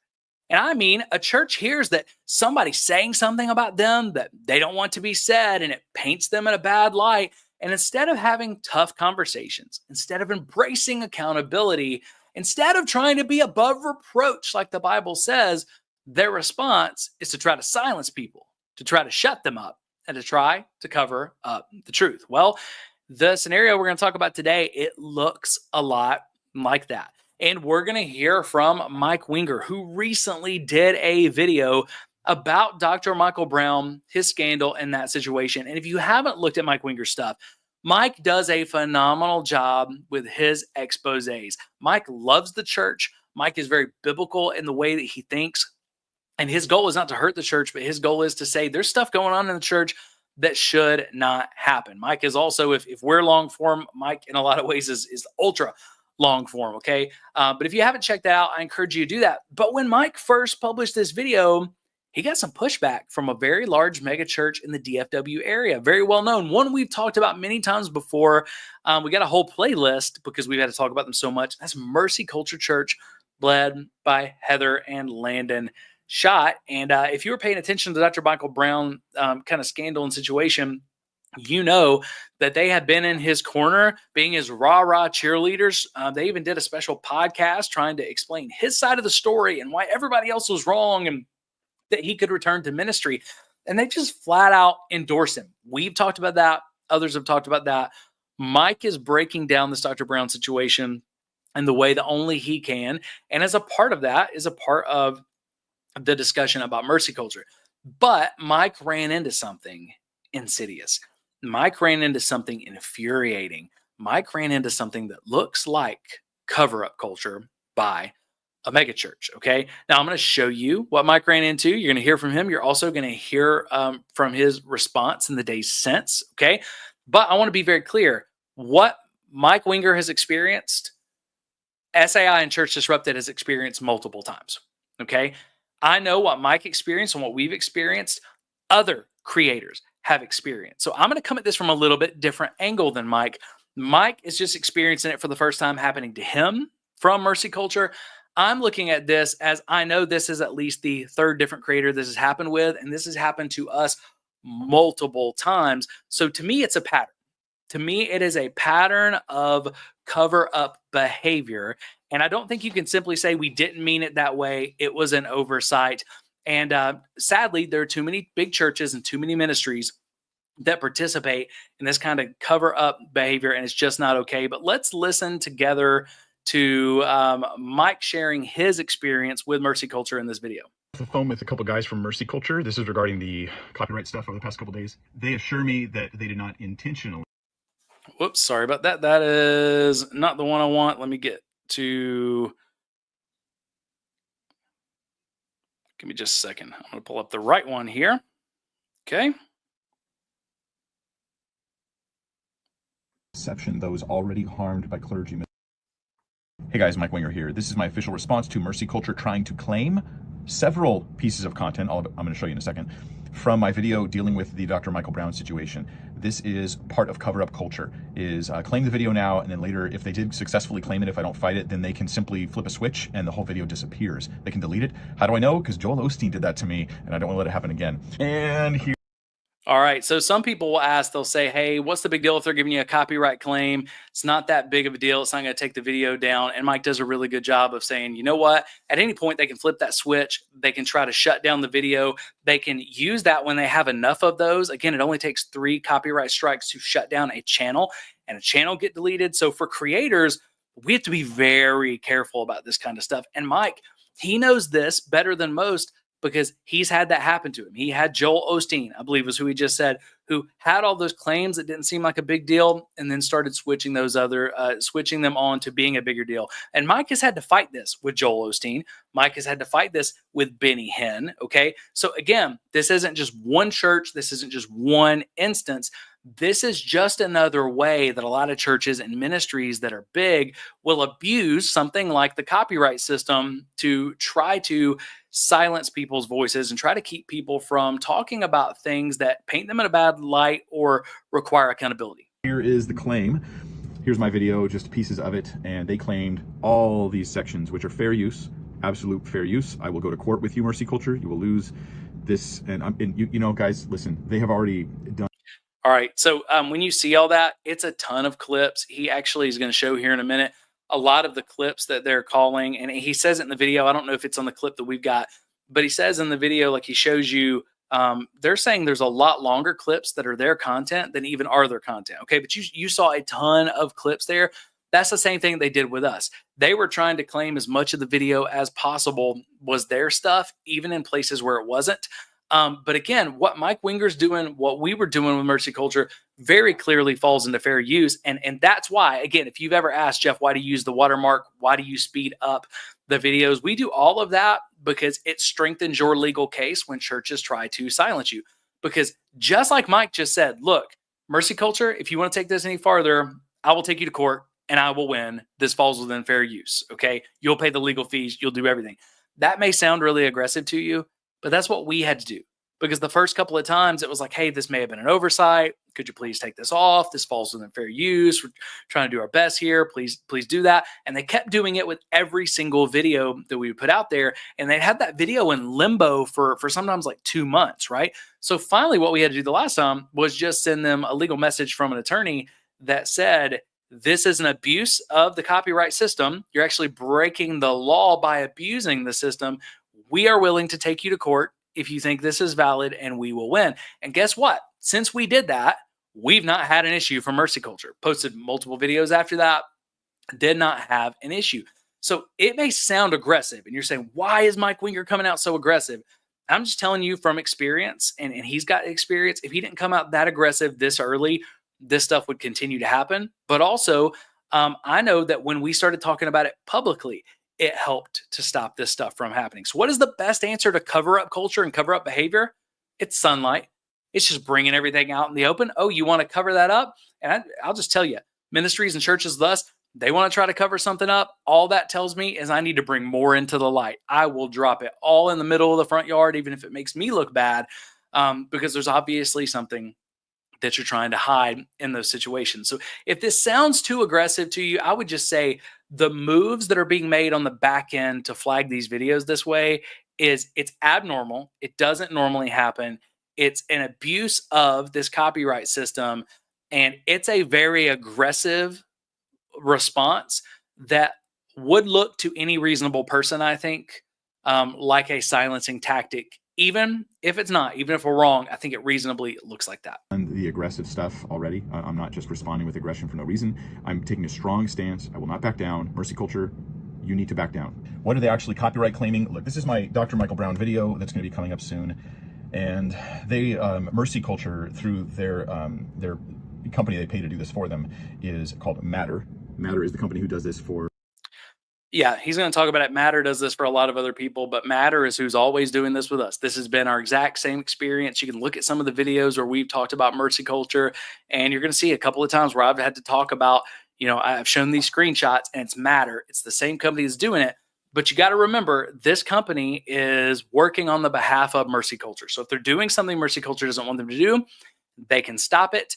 For the most part, they're going to be operating under the instructions Mercy Culture and other churches have given them. And it's key to remember, as you hear more about this here in a moment, this is not an isolated incident with Mike Winger. It's happened multiple times with me. It's happened with other creators. So what that means is they know about this stuff, and either that company's still doing it, and in which case Mercy Culture needs to find a new company, or Mercy Culture has not stopped the company from doing it. So it's important to know that this is a pattern. For other people as well, like say Elevation Church, but this is Mercy Culture. It's their instructions. They're on the hook for this, right?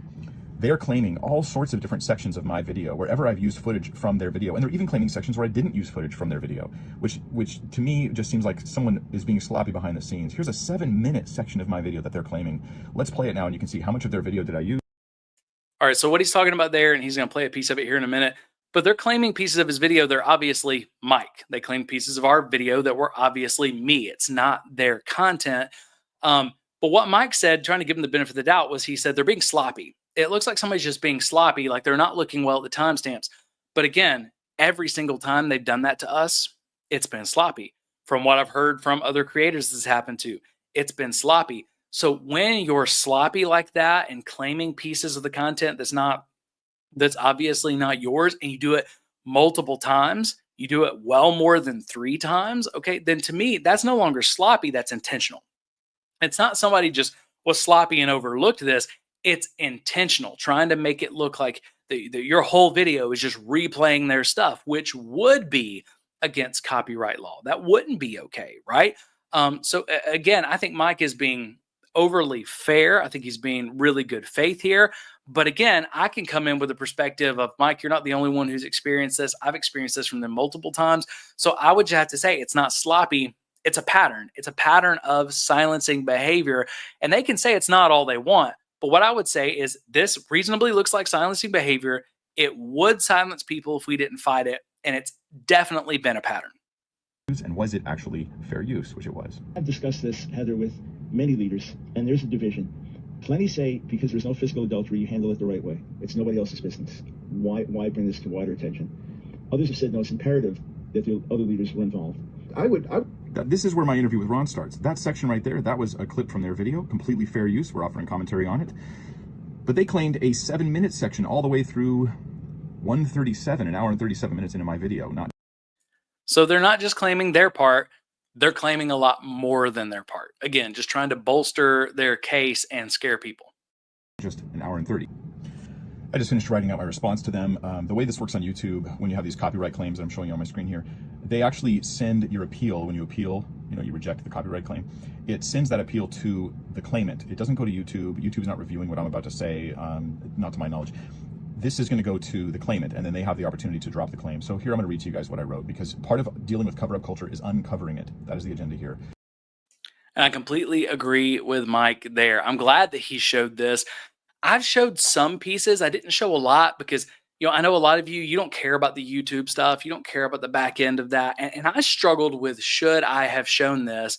And I wish I had actually shown more now that I've realized how many people this has happened to and that it's repeated with us. But again, how do you handle cover up culture? Mike is spot on the nose. You handle cover up culture by exposing it, by bringing sunlight to it. So I'm really glad that he's showing how the back end works. His response is very similar to our response, and it took aggressive responses like that, really bringing all the legal pieces in together and just calling them out and saying, this is not okay and I'm not going to stand for it. That's what it took to get it stopped with us. I consider these claims to be an abuse of the copyright system on YouTube, and if you don't drop these claims right now, I will file an official complaint with YouTube about you violating their copyright system. My video isn't even monetized, and it won't be in the future, so I don't care about that, but Mercy Culture has participated in the worst kind of cover-up culture, injuring with deception those already harmed by clergy misconduct. I will fight you in court, and we will not settle out of court so that true justice will happen. I will probably file a counterclaim even if you do drop this, because this is such a terrible abuse of the copyright system in an effort to stifle free speech. Your next contact will be coming from my lawyer. Dispute submitted. This is my official response. No. Mercy Culture, no. You made a video.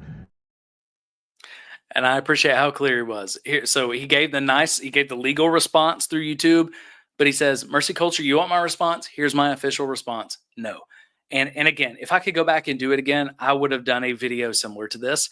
But at the time I wasn't sure what to do, but because more people haven't called Mercy Culture out, they continue to do this. And if Mercy Culture says we're not doing it, then again, because no one's called them out, a company working on their behalf has continued to do it. And both the company and Mercy Culture should know better at this point. They know this has happened before. It has not been corrected. I think the first time this happened to us was back in like February. It's had plenty of time to be corrected. So they can say they're not doing it on purpose, but at this point, it's just kind of, if they're not doing it on purpose, then it's just negligence or laziness. Gaslighting, manipulating, and adding further abuse onto those who have already been lied about publicly in the past because they stuck their heads up and decided to speak the truth. This is wrong. Now, I love how clear he is there as well. He's not mincing words. This is gaslighting. This is manipulation. This is wrong. Gaslighting, manipulation, it is wrong. Now, he's going to be a lot softer after he talks to some of the guys from Mercy Culture, but I think he did a good job on the front end. I don't think there's anything he said that was wrong. He's doing his best to be good faith. But again, this has been a pattern. And the same thing is with church leaders. When somebody makes one mistake, they do something, it's one thing. When there's a pattern, it becomes a totally different thing, and it takes a much higher level of accountability. Wrong. This is evil. This is sick. Many people have appealed to you. Please take a second look. Please, go back and consider these things. But your self-righteousness is off the scales, and you don't care. That seems obvious. So my response to you, no. Take me to court. I don't care. You will lose. I will not be part of your cover-up culture or bow to your silliness. He says it's evil. It's not okay. A lot of people have asked you to reconsider your stance on Michael Brown. All of that is 100% true. But I love that last part. Look, if I have to take you to court, I will. You'll lose. We said the same thing. But man, it's so powerful to hear Mike say, I will not bow down to cover-up culture. We need more creators, but we need more church members. We need more pastors and staff who will say, we will not bow down to cover-up culture. Because any moment you bow down to cover-up culture, okay, even when you're just trying to get the benefit of the doubt, every time we bow down to cover-up culture gets emboldened, and the people who are doing it think they can cover more up. And they do a little bit more because they think they can cover it up until eventually it ends up like a Robert Morris situation where it couldn't be covered up. Or eventually it grows into a Michael Brown situation where it couldn't be covered up. Or eventually it grows into a Ravi Zacharias situation where it couldn't be covered up, okay? So it is a kindness. It is a loving kindness to say that is cover-up culture and we will not bow down to it. I don't care if you meant to or not. This isn't going to fly. Okay. And again, it doesn't seem like a kindness, but it 100% is a loving kindness. But this wasn't the end of the story. Mike actually heard from Mercy Culture, and I appreciate the fact that Mercy Culture had some people reach out to him. Nobody ever reached out to us from Mercy Culture. The only time we've ever heard a response from them was when we tried to get Landon on the podcast to have a conversation about these things, and they refused. But they reached out to Mike. They told him this wasn't completely intentional. So listen to what he says, but also keep in mind there is a pattern here. Phone with a couple guys from Mercy Culture. This is regarding the copyright stuff over the past couple days. They assure me that they did not intentionally target my video, but that this is just some sort of, this is how their copyright stuff is set up, which is a problem, which I believe they're going. All right. So he says they told him this wasn't intentional. This is just how their copyright stuff is set up. I love the fact that Mike says yes, but that's a problem. Okay, what he's in the middle of saying right there is, and I try to get it paused before, but he says, I believe they're going to fix it. Here's my problem with believing they're going to fix it. Here's my problem with believing that it's unintentional. They did the same thing with me in May, I believe in April, in February. They've done it for months, okay? So they've had months to fix it. They haven't just done it with me. They haven't just done it with Mike. They've done it with other creators. They've had months to fix it. So if it was unintentional originally, they've had months to fix it and haven't. So if you know this is happening, it's not what you want and you don't fix it, then at some point it's no longer unintentional. Just because you're not intentionally going in and pressing the button, it's no longer unintentional because you're allowing the system to continue to do it. And you've let that happen for over half of a year. Okay. Again, it was the second month of the year when I experienced it the first time. We're sitting in July right now. This is still happening.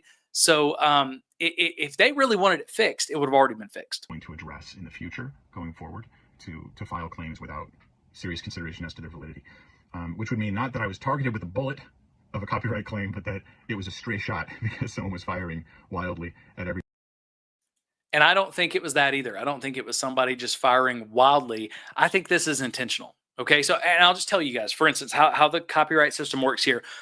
When someone uses clips from our videos, and they do it a lot, okay, it comes up on the back end where you can see, and it says someone used your video. Here's the percentage of the video they used.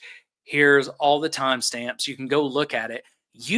Even though they pick those timestamps and everything else for you, and the system sometimes gets it wrong, you can adjust them, but you have to click the button. Like I have to go in and click the button and go, no, I want to ask this person to take the video down, or I want to take the audio off, or I want to get part of their money. And you want to know how many times we have used that? Okay, because again, people use our stuff all the time. I say ignore. I've got stuff where people have used 100% of the video. Okay, 100%. Is it wrong? Yeah, it's wrong. But at the same time, they're getting the message out. I really don't care. We have never, goose egg, zero, never used that system. But when it's this idea of they're telling me it was unintentional, it's a scatter shot and stuff like that. No, they know about it, so it was more intentional than they're letting on, I believe, Mike. But also, somebody's got to press the button, man.